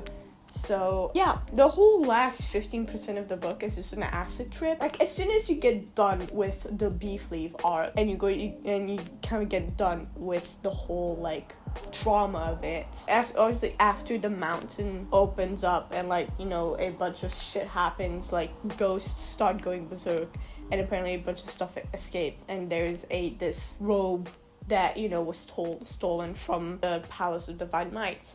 And so then Shillian is tasked with the little brat, which I don't remember his name, but I love that brat. That brat is my son. I love this brat, okay? He has to team up with this brat, who already appeared a little bit earlier in the book. And from the moment that this bitch appeared, hold on, I just found a picture of it. How can you look at this?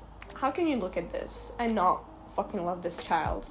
He just threw his bed at Pei like, fuck that man whore. But then he comes back to team up with Shillian, and I absolutely love this brat because in book 3 with the lantern thing, Shillian actually like kind of helped him out a little bit with the play, where, you know, he saw that the little guy was very uncomfortable with like his play being, you know, on the stage, so then he just kind of like shot a chopstick at the curtains and the curtains fell, and that was done with it. And as a show of appreciation, he sneaks into Pookie's shrine at night while Shillian is asleep to stuff the donation box full of gold and tries to escape.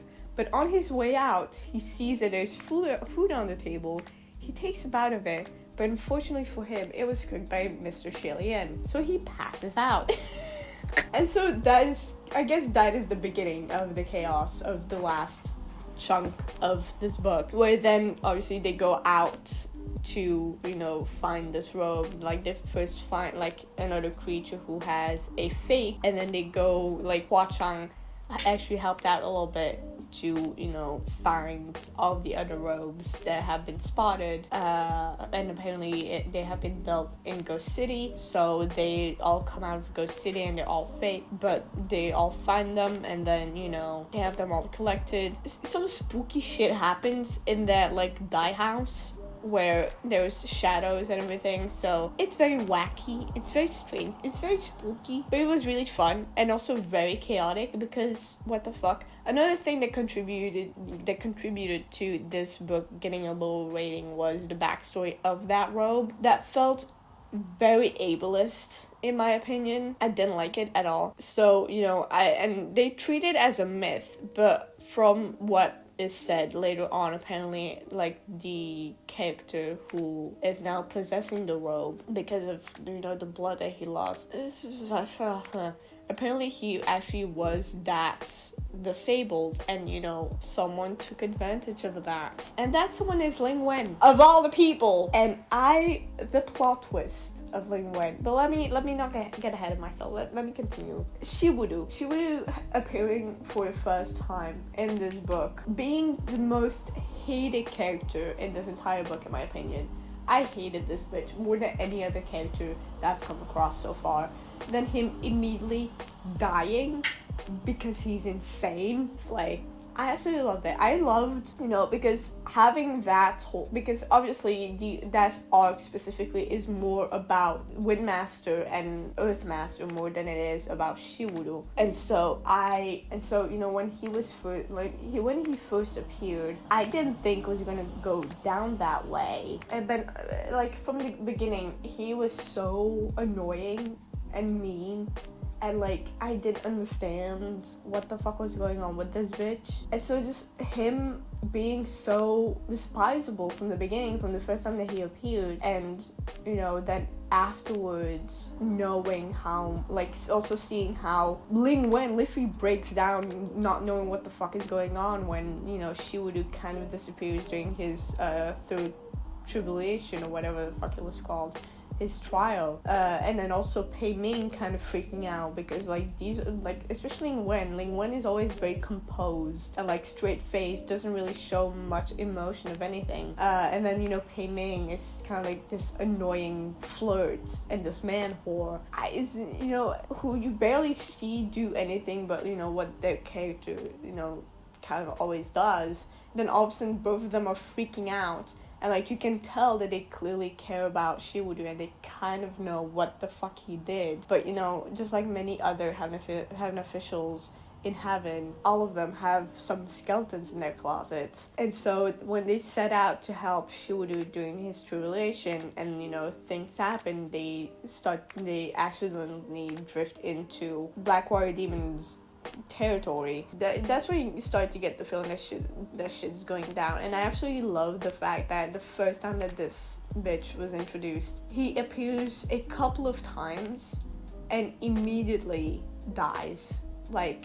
And in that short amount of time that he was in the series, that he appeared both also in book 3 doing the lantern thing, and now in book 4, it was on a short amount of time, but somehow you got every single piece of his personality, every single piece of this character. You understood why he is like this, how he became like this, and what went wrong, and I absolutely loved it. Now, to continue the chaos, Hua Chang, because now actually with the mountain opening and his powers kind of being out of whack, to prevent going berserk, and I think losing some of his power, he has to change into a less powerful form, which he decides to change into Lang Ying, which is the little boy that Shilian saved back in book 1, because this bitch is still here as well. And so he basically kidnapped Lang Ying, and Lang Ying is now in Ghost City, and Hua Chang disguised himself as Lang Ying and stayed by Shilian's side. Now, for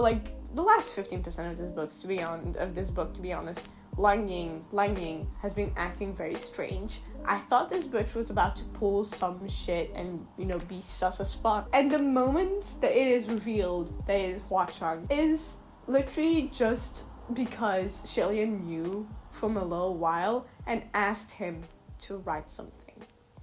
And that is the one thing that Hua Chang cannot do, because he knows that if he were to write anything, Shilian would immediately know that it was him. I cannot make this shit up, this man. Which also kind of is really funny now then looking back on the foreshadowing of this. Every time that Lang Ying would be acting strange, specifically the moment that Shilian takes a bath and Lang Ying walks in and starts blushing and acting all flustered, kind of disobey Shilian, but because he doesn't want to disobey Shilian, he walks in again but completely ignoring Shilian, just not looking anywhere but at Shilian.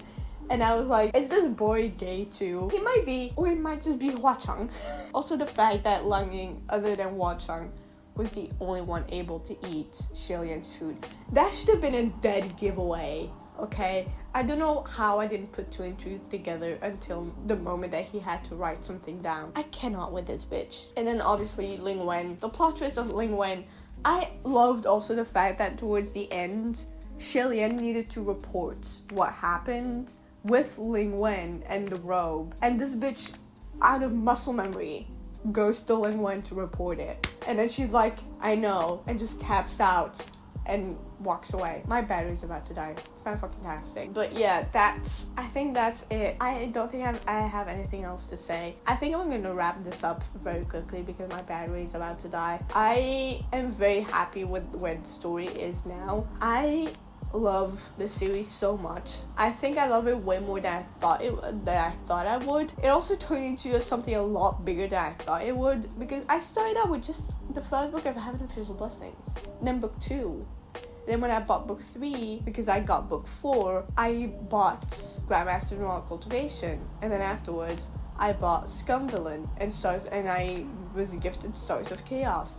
Now I also have the entirety of Heaven Official Blessings because 2 of them have been gifted to me, and now I have up to book 3 of Grandmaster of Moral Cultivation. So I'm getting a whole fucking collection now. It's turned into something a lot bigger than it was supposed to be, and I'm not that mad about it. One thing that I do want to complain about is the fact that I think I'm in a slump, the kind of slump where I can only read Danmei. Specifically in a slump where I can only read Heaven Official Blessings and Grandmaster of Moral Cultivation. What is happening?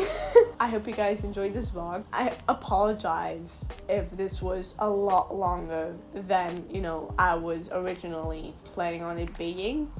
I thought that I wasn't going to be able to, update enough for it to be, for each book to be enough for one single vlog. Turned out I have plenty of footage, okay? I don't know what else to tell you. Please like and subscribe. If you want to join my book club, Bungo Book Club, the link is in the description. It's completely free. We do a lot of sprints. There's a readathon coming up in a couple of months that I'm now starting to kind of plan out. There's also another one coming in November, so stay tuned for that. It's a sequel to the Mermaid Readathon. So yeah, again, it's completely free. Join if you want to. You also get, my early reactions to these books. So, and it's just an overall book club where we talk about anything from manga to anime to Danmei to books to audiobooks, etc, etc, etc. Like and subscribe, and I'll see you guys in the next video. Bye!